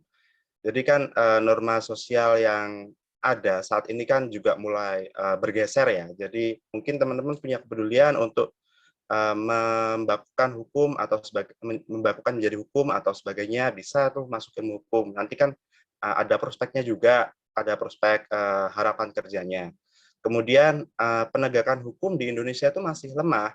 Memang untuk hukumnya itu sebenarnya sudah kuat, apalagi sudah ada dasarnya, sudah ada undang-undang sebagai fundamentalisnya, tapi penegakan hukumnya itu yang masih kuat. Kalau lihat kasus yang baru-baru ini yang mengenai influencer itu kan yang dia seharusnya terkena pidana, namun ya karena dianggap sopan sehingga tidak jadi diberi pidana, namun hanya percobaan saja. Nah, itu kan karena penegakan hukum di Indonesia ini masih lemah, mental seperti hakimnya itu masih masih low banget gitu kan. Jadi kalau teman-teman punya idealisme tinggi, saya harap teman-teman bisa masuk ilmu hukum, nanti jadi hakim yang benar-benar kompeten dan adil. Kemudian prospek karier beragam. Nah, karir di lulusan ilmu hukum, jebolan ilmu hukum ini nggak terbatas di anu aja ya, nggak terbatas di pengacara, nggak terbatas di hakim, nggak terbatas di advokat aja, tapi nanti teman-teman juga bisa jadi diplomat, atase, dan sebagainya. Kemudian kalau teman-teman punya motivasi buat membuat peraturan perundang-undangan atau membuka lapangan kerja, bisa tuh masuk ilmu hukum. Teman-teman berarti jebolannya masuk ke politisi kalau mau membuat peraturan perundang-undangan, atau membuka firma hukum. Itu kan dengan membuka firma hukum berarti teman-teman kan bisa membuka lapangan kerja bagi orang yang lain. Oke, selanjutnya.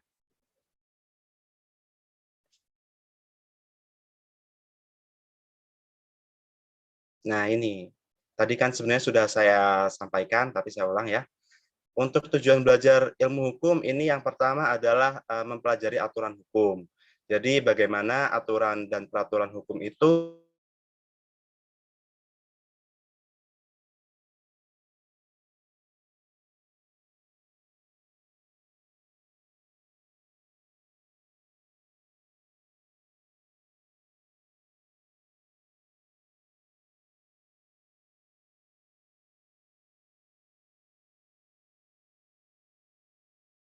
juga ada nilai-nilai yang berlaku dalam masyarakat, misalnya nilai nominal, estetika, etika, dan sebagainya. Kemudian yang terakhir adalah mempertahankan dan mengimplementasikan aturan. Nah, jadi dengan belajar ilmu hukum ini diharap peserta didik itu dapat mengaplikasikan hukum dalam kehidupannya atau dalam nanti kalau terjun dalam karir dan sebagainya. Selanjutnya, operator. Nah, di dalam prodi ilmu hukum itu ada studi prasyaratnya. Jadi kalau teman-teman mau ambil hukum perdata, pidana, hukum internasional, itu perlu ngambil mata kuliah prasyarat dulu. Ada PIH, yaitu pengantar ilmu hukum, di mana teman-teman akan belajar ilmu hukum secara fundamental dan umum, secara universal, mulai dari definisi hukum itu sendiri apa, hingga sistem peradilan. Bahkan di PIH ini dibahas mengenai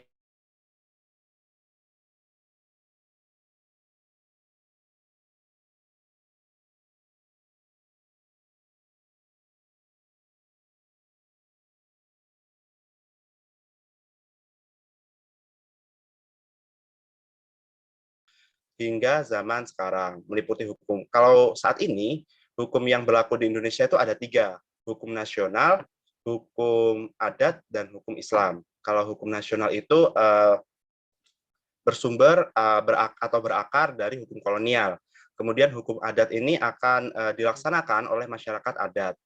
Dan hukum Islam ini dilaksanakan secara perdata bagi pemeluk-pemeluk Islam di Indonesia. Kemudian yang terakhir ada IN atau ilmu negara. Jadi kalau di ilmu negara ini kita belajar mengenai negara dan berbagai komponen di dalamnya, termasuk seluk-beluk bagaimana kenegaraan itu berdiri, kemudian ada konstitusi, hak asasi manusia, dan sebagainya. Tetapi melalui pendekatan hukum, bukan melalui pendekatan politik. Makanya namanya ilmu negara, bukan ilmu politik. Oke, selanjutnya.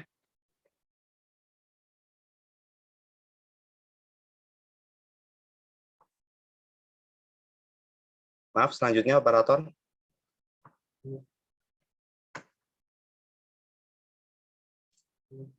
Nah, ini. Kadang banyak juga yang bertanya-tanya, di Fakultas Hukum itu isinya apa aja sih? Nah, kan biasanya tuh kalau di FISIP atau di FST, di mana-mana itu kan banyak ya departemen ilmunya. Tapi kalau di FH, di Fakultas Hukum, itu cuma 1, departemen ilmu hukum itu aja. Karena nggak ada ilmu lagi di bidang hukum, selain ilmu hukum. Jadi kalau di jenjang sarjana S1 itu ada ilmu hukum, yang belajar dasar-dasar hukum, kemudian ada S2 ilmu hukum, yang belajar tentang teori-teori hukum, kemudian ada S2 kenotariatan, kalau teman-teman mau masuk atau menjadi notaris, bisa ambil S2 kenotariatan. Kemudian ada S3 ilmu hukum yang mempelajari mengenai filsafat sebagai hierarki tertinggi dalam susunan ilmu hukum. Kalau ini juga ada diagram mengenai persentase peserta studi, peserta didik di FH Unair. Paling banyak sih memang S1 ilmu hukum, hampir setengahnya, kemudian disusul kenotariatan, ini jebolan notaris, kemudian ada S2 ilmu hukum dan S3 ilmu hukum. Ini paling sedikit ya. Oke, selanjutnya.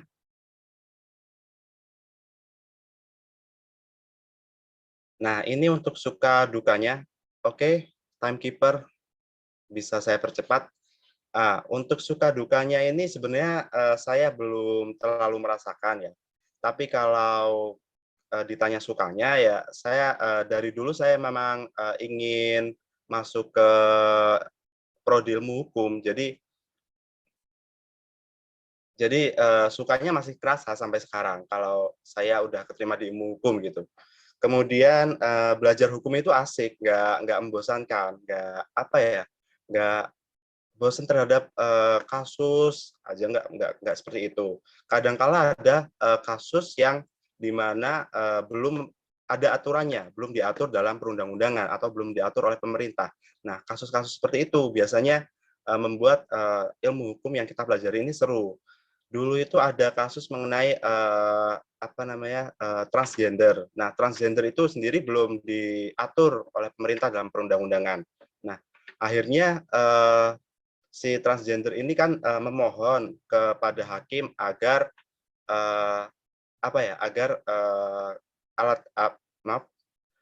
kelaminnya itu bisa diganti dari, kalau nggak salah dari cowok ke cewek ya. Udah lawas banget kasusnya. Jadi dia minta ke hakim supaya kolom KTP-nya nanti bisa diubah dari laki-laki ke perempuan.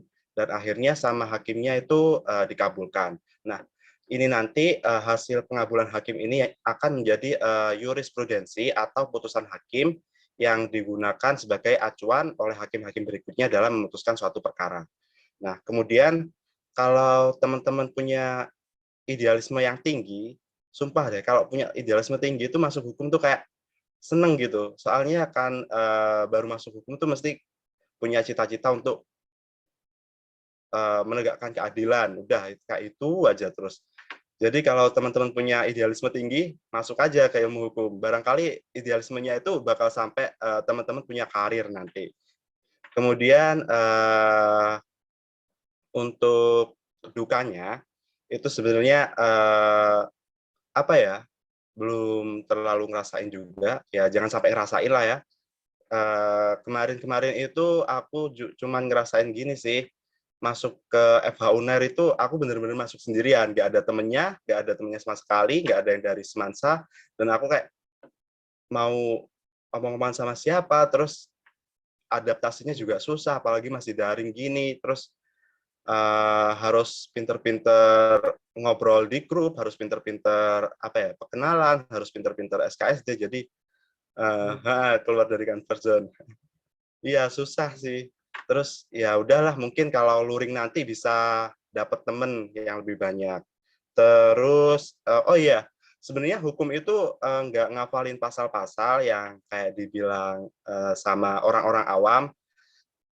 Kalau kata dosen kami tuh hukum tuh nggak ngafalin pasal, tapi nanti kalau misalkan berperkara atau beracara itu ya perlu memahami pasal, karena memang asasnya kalau dari hukum ya memang harus paham pasal, tapi bukan berarti hafal pasal. Karena pasal-pasal di undang-undang aja udah segitu banyak, apalagi kalau misalkan kita mau hafalan pasal dari undang-undang mulai tahun 1982 sampai tahun sekarang kan ya nggak bakal masuk di otak gitu. Oke, selanjutnya.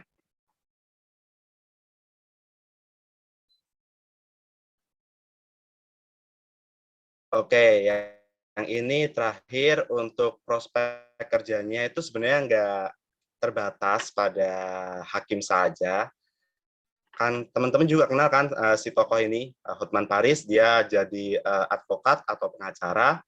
Jadi selain ada hakim dan pengacara, di hukum sendiri juga bisa punya harapan kerja menjadi panitera, jaksa, notaris, detektif atau investigator, kemudian ada staf legal. Biasanya di perusahaan-perusahaan itu butuh staf legal buat mengurusi berkas-berkas dan mengurusi hukum atau kewenangan hukum di perusahaan itu. Kemudian ada staf pemerintahan di kementerian-kementerian gitu. Kemudian ada pegawai yudisial, ada HRD atau Human Resources Development, ada analis hukum tentunya, ada jurnalis, ada politisi, kalau mau terjun ke dunia politik ya nggak masalah, ada diplomat, nanti bisa kerja di kedubes, ada atase, ada dosen kalau mau jadi akademisi, dan terakhir ada pengusaha.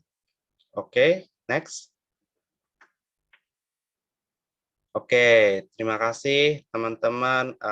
Barangkali kalau ada butuh atau perlu informasi yang lebih banyak atau lebih lanjut, bisa menghubungi kontak di layar ini. Oke, terima kasih. Barangkali, oh ya, ini ada satu kutipan yang benar-benar apa ya, benar-benar tinggi idealismenya. Barangkali teman-teman masih bisa tergugah karena kutipan ini. Jadi ada seorang dulu ada seorang sejarawan di Eropa bahwa dia itu berkata bahwa power tends to corrupt and absolute power corrupts absolutely. Jadi kekuasaan, kewenangan atau kekuatan itu cenderung korup, dan kekuasaan yang absolut akan korupsi secara absolut. Oke, baik, itu barangkali yang bisa aku sampaikan pada kesempatan kali ini.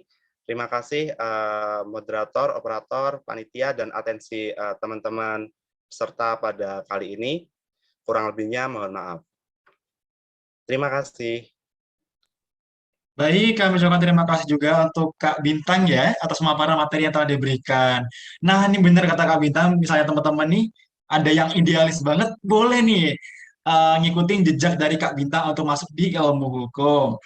Nah, itu tadi teman-teman pemaparan materi pada siang hari ini. Di sesi kedua ada Kak Ardiana Widiantari dari Tekling ITB, ada juga Kak Rizka Febrianti dari Arkeologi UI, dan juga Kak Bintang nih dari Ilmu Hukum UNAIR. Nah, dari pemaparan tadi tentunya teman-teman di sini pastinya udah ada pertanyaan ataupun udah penasaran lagi nih ya terkait dengan mungkin materinya ataupun dari kehidupan kampus masing-masing dari narasumber kita gitu ya teman-teman. Kalau gitu kita akan langsung memasuki sesi Q&A atau tanya jawab bersama dengan narasumber. Oke, sekali lagi aku ingatkan untuk teman-teman di sini, untuk yang ingin bertanya, mohon untuk mengaktifkan fitur raise hand jika ingin langsung mengajukan secara lisan ya, dan juga apabila terkendala boleh nih mengetikkan pertanyaannya di kolom chat Zoom secara private ke aku ya, ke moderator. Dan juga minta tolong untuk menyebutkan nama kalian serta kelas dan juga asal sekolah kalau bisa. Oke teman-teman, untuk selanjutnya mungkin aku buka untuk 2 pertanyaan terlebih dahulu untuk teman pertama, atau kita akan bahas satu persatu. Oke, teman-teman boleh diajukan pertanyaannya.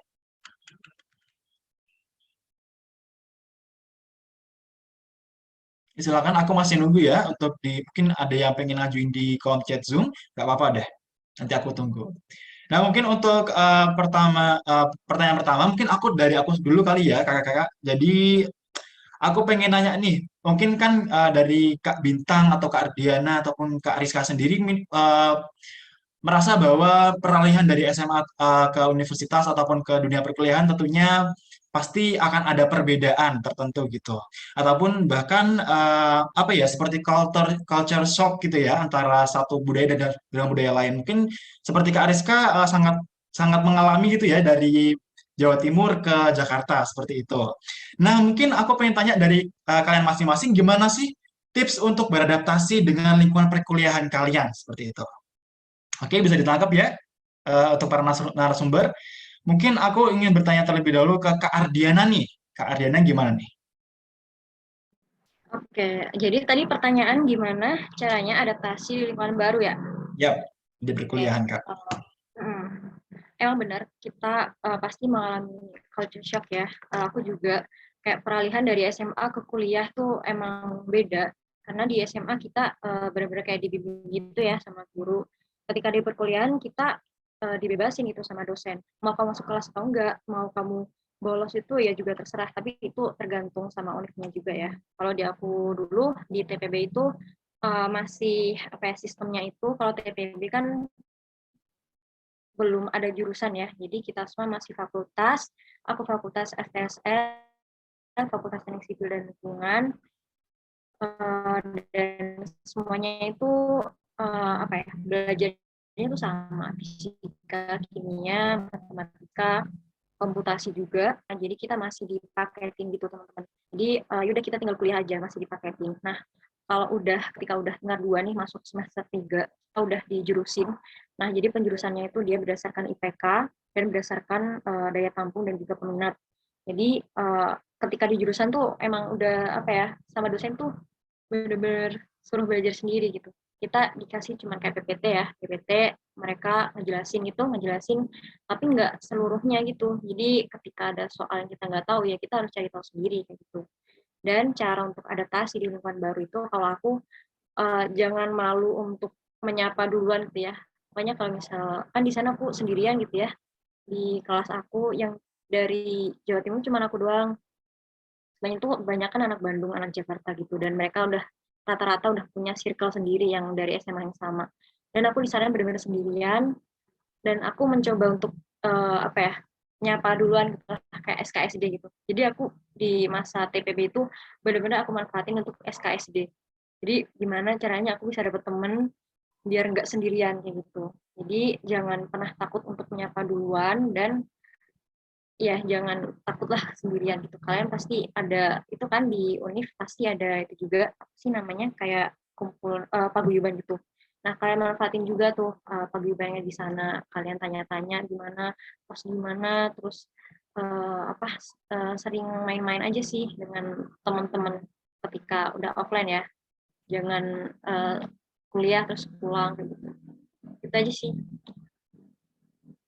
Oke, Kak Ardiana, terima kasih banyak atas jawabannya. Itu versi dari Kak Ardiana nih, teman-teman. Nah, mungkin kalau aku pengen nanya langsung ke Kak Bintang deh. Kak Bintang boleh deh buat jawab pertanyaan ini. Oke, jadi tadi tentang tips adaptasi ya. Ya, Kan betul. kalau aku kan sekarang masih daring nih, jadi Kak adaptasinya tuh juga masih gimana ya, nggak full adaptasi juga nggak adaptasi, jadi masih serba di tengah-tengah gitu, serba ngambang. Jadi kalau aku sendiri kalau terhadap pembelajaran atau manajemen pembelajaran di fakultas waktu kelas-kelas kuliah tuh adaptasinya ya kita harus ini sih yang penting manajemen waktu, apalagi kan mata kuliah itu kan juga nyebar-nyebar gitu ya, sifatnya sporadik gitu ya, kan nggak di satu waktu aja, nggak hari ini aja, tapi bisa tiba-tiba yang hari ini agama Islam, besoknya bahasa Indonesia jam malam, besoknya lagi ada Pancasila jam sore dan sebagainya. Jadi kita itu perlu buat memanage waktu, kita bikin jadwal-jadwal, dan aku kadang tuh apa ya namanya, kayak iya bikin to do list gitu. Nanti takutnya kelupaan, takutnya jam sekian nanti telat kelas, nggak ikut kelas dan sebagainya. Jadi kadang juga siapin alarm juga.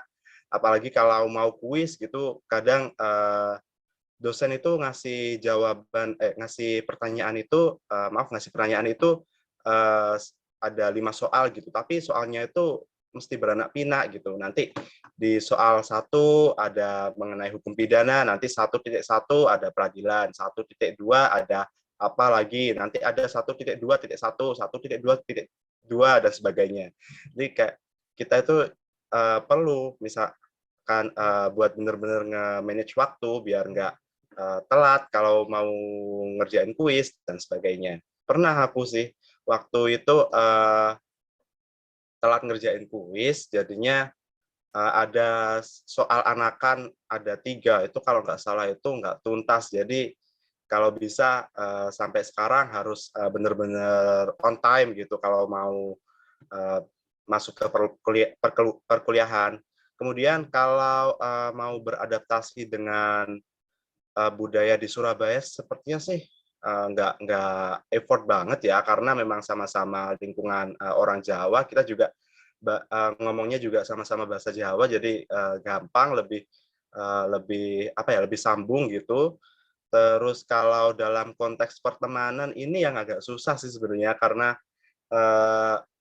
apa ya, kita nggak bisa komunikasi langsung, kita jadi kayak sebenarnya aku juga agak males-malesan gitu sih kalau mau ngubungin teman, tapi ya gimana lagi, karena ini memang tantangan kita di era pandemi, jadi kayak kita harus nggak boleh apa ya, nggak boleh apa sih namanya, jaga image gitu ya, nggak boleh sok-sokan malu-maluan gitu buat apa namanya, ngehubungin teman lebih dahulu. Jadi kayak misalkan nanti ada percakapan di grup, sedikit banyaklah kita berbaur biar nggak tenggelam kitanya, biar kita dikira nggak eksis atau gimana, kan jadinya nggak apa ya, nggak dikenal nanti sama teman-teman yang lain. Jadi intinya itu ya berbaur aja sih, nanti pasti nanti akan terbiasa. Dulu kan juga waktu mau masuk SMA kan juga mesti mengalami gegar budaya juga kan, kayak sekarang. Ya sama aja sih, intinya itu aja, berbaur. Dah, oke, Mas Faim. Oke, terima kasih Kak Bintang. Jadi kalau dari Kak Bintang sendiri tadi lebih ke manajemen waktu dan juga try to reach each other gitu ya, lebih berbaur lagi sama orang lain gitu. Oke, Nah, betul. mungkin kalau dari Kak Rizka nih gimana nih? Oke, kalau dari aku sendiri, kalau ngomongin tentang culture shock yang ada di SMA sama di kuliah pasti beda banget ya, apalagi aku di Depok di Jakarta yang mayoritasnya orang-orang Jabodetabek gitu. Awalnya tuh aku kayak kaget gitu loh waktu masuk, apalagi ini FIB gitu, dimana FIB tuh kayak yang beda banget gitu, intinya ada yang alim banget, ada juga yang sampai yang parah banget LGBT juga ada gitu kan. Kemudian kalau dari teman-teman aku sendiri, emang orang-orang Jabodetabek itu ngomongnya agak kasar. Sementara kalau yang di Jawa itu kan kayak aku sendiri kan nggak bisa ya dikasarin pada awalnya dulunya gitu. Jadi aku shock di sananya sih. Cuman kalau itu cara ngadepinnya ya kayak oh ya udah nggak apa, emang ini orangnya emang kayak gitu. Aku nggak boleh ada hard feeling gitu. Kemudian yang paling susah juga buat adaptasi di SMA menuju kuliah itu juga aku setuju sama Bintang, time management, karena ya dulu waktu SMA tuh palingan ada tugas cuma dua tugas seminggu, 2-3 tugas seminggu gitu nggak sih. Nah sementara kalau yang di kuliah ini benar-benar satu hari tuh ada 3 presentasi, kemudian ada 2 paper, ada 1 analisis dan lain-lain gitu. Benar-benar setiap hari itu ada aja, ada kuis, ada tugas dan lain-lain. Jadinya perlu ditekankan buat time management gitu. Nah, cara aku buat time management itu waktu semester 1 pakai Notion kan. Nah, tapi pakai Notion pun itu kalau misalkan kita asal apa ya, asal bikin to do list itu tuh nggak, menurut aku kurang efektif. Jadi kita harus pinter-pinter klasifikasi gitu loh. Maksudnya gini, kayak dalam satu hari ini misalkan aku punya beberapa tugas, entah itu tugas kuliah atau tugas organisasi juga atau tugas magang dan lain sebagainya. Itu kan pasti ada kapasitasnya sendiri-sendiri ya, ada yang ini tugas besar banget, kemudian ini ada yang agak kecil, dan ini juga ada yang kayaknya nggak sebegitu beratnya gitu. Nah itu tuh perlu dibeda-bedain gitu loh. Jadinya dikerjain dulu nih mana yang benar-benar urgent, benar-benar besar banget impact-nya buat aku ke depan kayak gitu tuh dikerjain dulu sampai apa namanya, sampai aku tuh nemu waktu luang yang mungkin bisa buat aku sosial mediaan kayak gitu-gitu. Jadi intinya time management itu penting. Bener sih pakai Notion tuh ribet, tapi kalau misalkan udah nemu, udah punya template-nya tuh enak Bintang gitu. Kemudian kalau buat permasalahan mengenai apa ya, social life gitu, nyari temen, nge-reach temen. Kalau aku emang akan tipe orang introvert gitu, jadi nggak bisa nyapa duluan sebenarnya. Waktu di SMA pun juga gitu, dimana public speakingku juga jelek gitu. Tapi caraku, aku mencoba buat jadi apa ya, buat jadi temen yang dibutuhin oleh orang-orang gitu loh. Jadinya mereka datang sendiri ke aku. Misalkan aku hari ini ngebantuin mereka ini, jadinya kan mereka kenal aku gitu. Intinya bukan sekedar nyapa gitu doang sih, biarin mereka kenal aku dengan sendirinya kayak gitu. Dan yang terakhir yang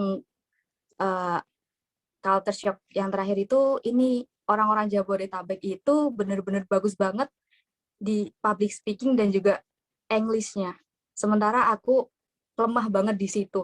Tapi dari situ aku bisa belajar tuh dari mereka. Apalagi yang di UI itu kan, di UI nggak ada mata kuliah bahasa Inggris ya. Kayak masuk semester 1 nih masuk. Nggak ada kuliah, nggak ada kelas apapun, tiba-tiba suruh TOEFL gitu. Kan nggak jelas gitu. Terus kan waktu itu waktu awal dulu aku emang gagal gitu, nilaiku dapet C misalkan, tapi intinya gagal gitu. Sementara teman-temanku yang kelas lain tuh, teman-teman kelas lain itu pada kok bisa mereka dapet A.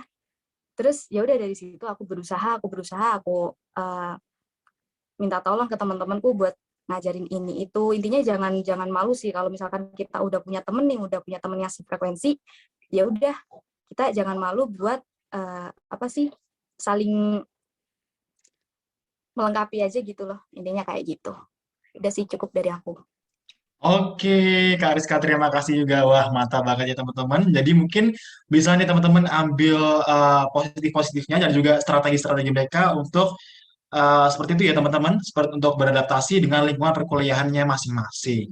Oke, mungkin karena waktunya tidak mencukupi, mungkin satu pertanyaan lagi kali ya kakak-kakak. Dan ini mungkin ditujukan untuk semuanya juga. Ini ada Marsha nih Kak, dari kelas 10 dari SMAN 98 Jakarta.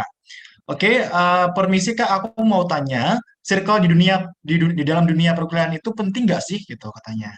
Oke, mungkin ada yang mau jawab terlebih dahulu. Kayaknya aku dulu deh.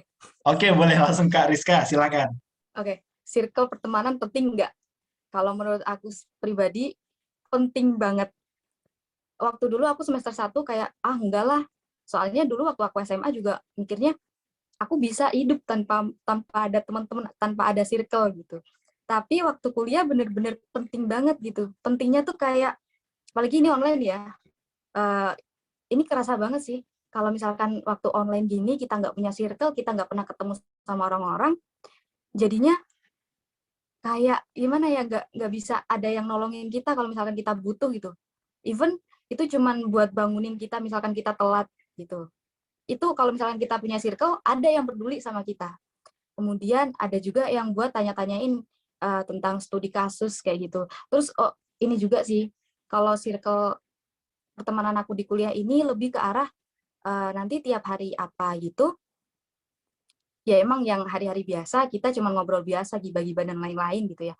Tapi ada satu hari di mana hari itu tuh kita khususin buat diskusi gitu. Jadinya dari 1 minggu ke belakang kita kurangnya di mana, kita nggak paham di mana, itu tuh kita diskusiin di malam itu kayak gitu. Menurut aku itu sih, ya itu penting banget. Oke, terima kasih ya Kak Rizka. Kalau menurut Kak Rizka penting banget, gimana kalau misalnya menurut Kak Ardiana deh?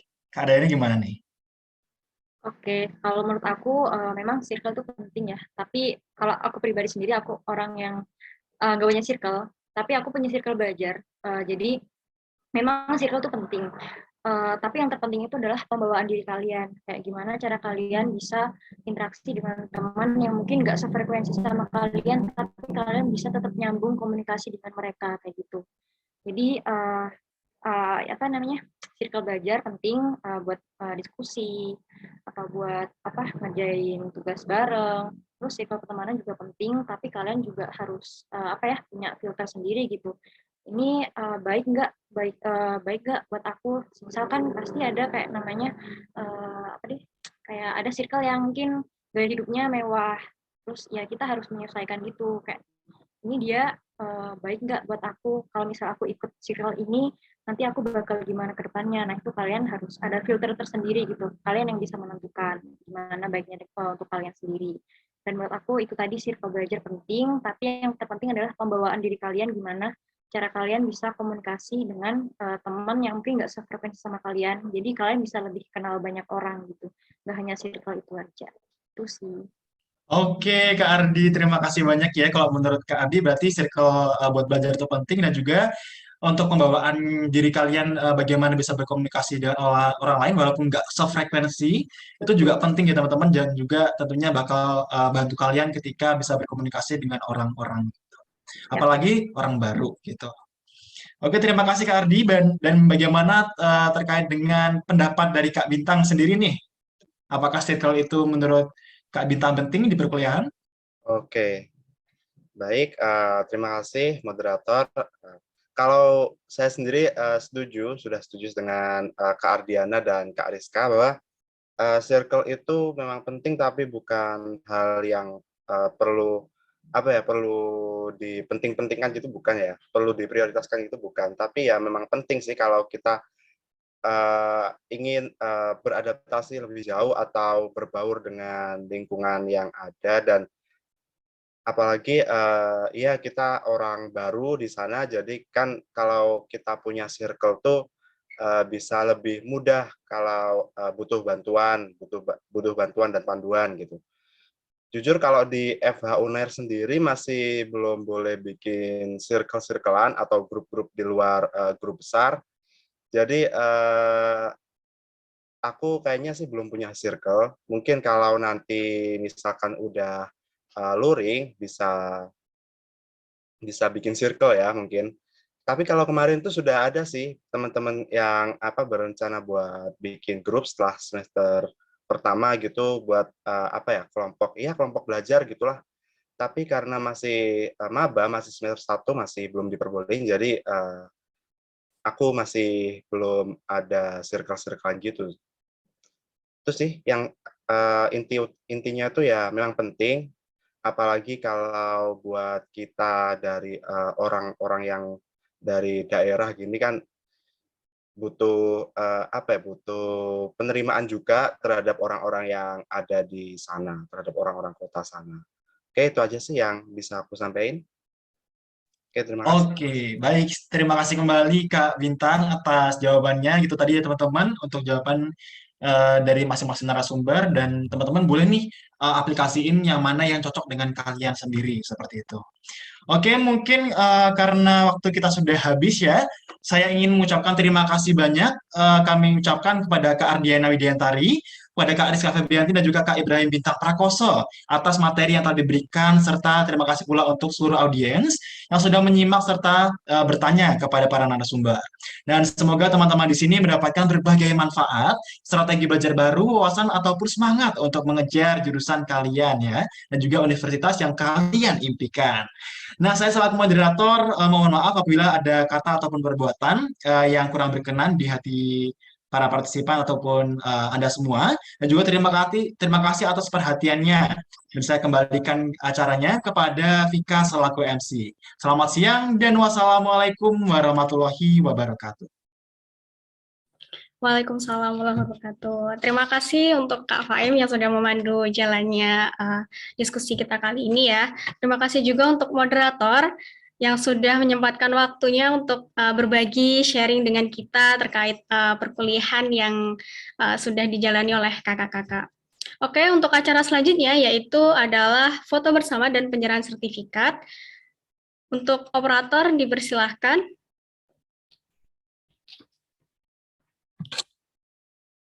Nah, untuk yang pertama ini untuk Kak Ardiana Widiantari yang sudah menjadi pemateri bedah jurusan kali ini dari ITB Teknik Lingkungan. Terima kasih untuk Kak Ardiana. Mungkin bisa 1, 2, 3.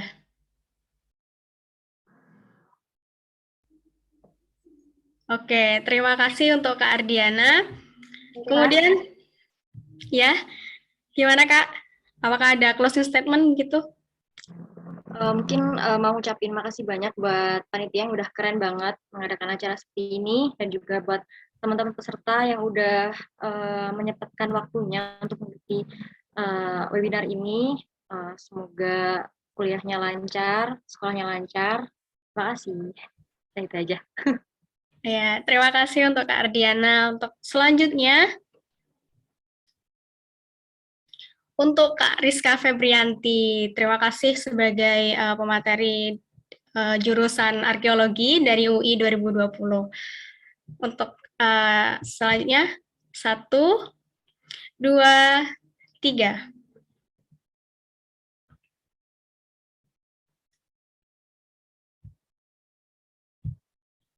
Oke, terima kasih untuk Kak Rizka Febrianti. Mungkin ada closing statement mungkin? Ya, aku mau apresiasi lagi sih sama panitia yang udah memberikan kesempatan buat aku, buat Kak Ardiana, dan buat Ibrahim untuk sharing tentang jurusan kepada adik-adik. Kalau nggak ada event kayak gini, palingan kayak adik-adik bakal butuh banget gitu loh. Dan ya intinya terima kasih banget karena dengan ini kita semua bakal terbantu. Iya, benar banget nih, Kak. Oke, terima kasih untuk Kak Rizka Febrianti. Selanjutnya untuk Kak Ibrahim Bintang Prakoso. Sebagai pemateri dari jurusan Ilmu Hukum UNAIR 2021. Silahkan untuk mempersiapkan diri. 1, 2, 3.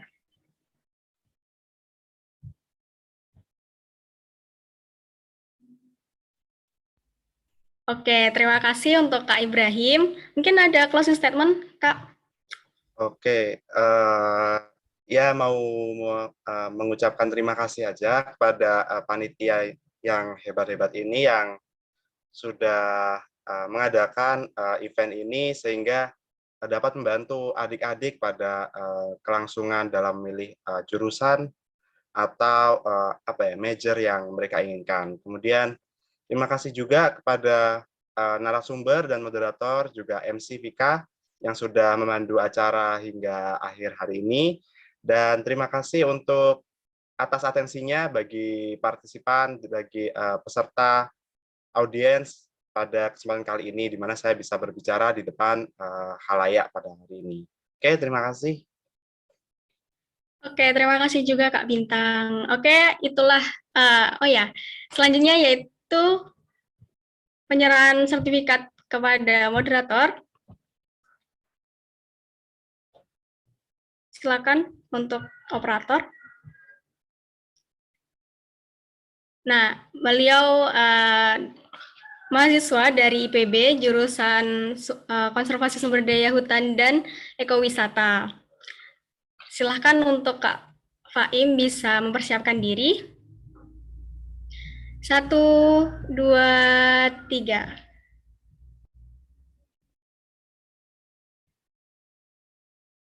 Oke, terima kasih untuk Kak Faim yang sudah membantu saya dalam memandu acara kita kali ini.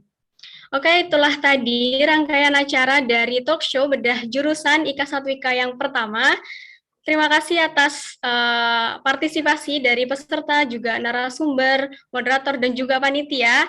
Apresiasi setinggi-tingginya kepada kalian semua. Alhamdulillahirrahmanirrahim, acara sudah selesai. Semoga kita mendapatkan ilmu yang bermanfaat, kita bisa menjalani kehidupan dengan bahagia. Cukup sekian dari saya. Apabila ada salah kata, saya mohon maaf. Apabila ada tindakan yang kurang berkenan juga, terima kasih atas atensinya. Wassalamualaikum warahmatullahi wabarakatuh. Sampai jumpa di event selanjutnya.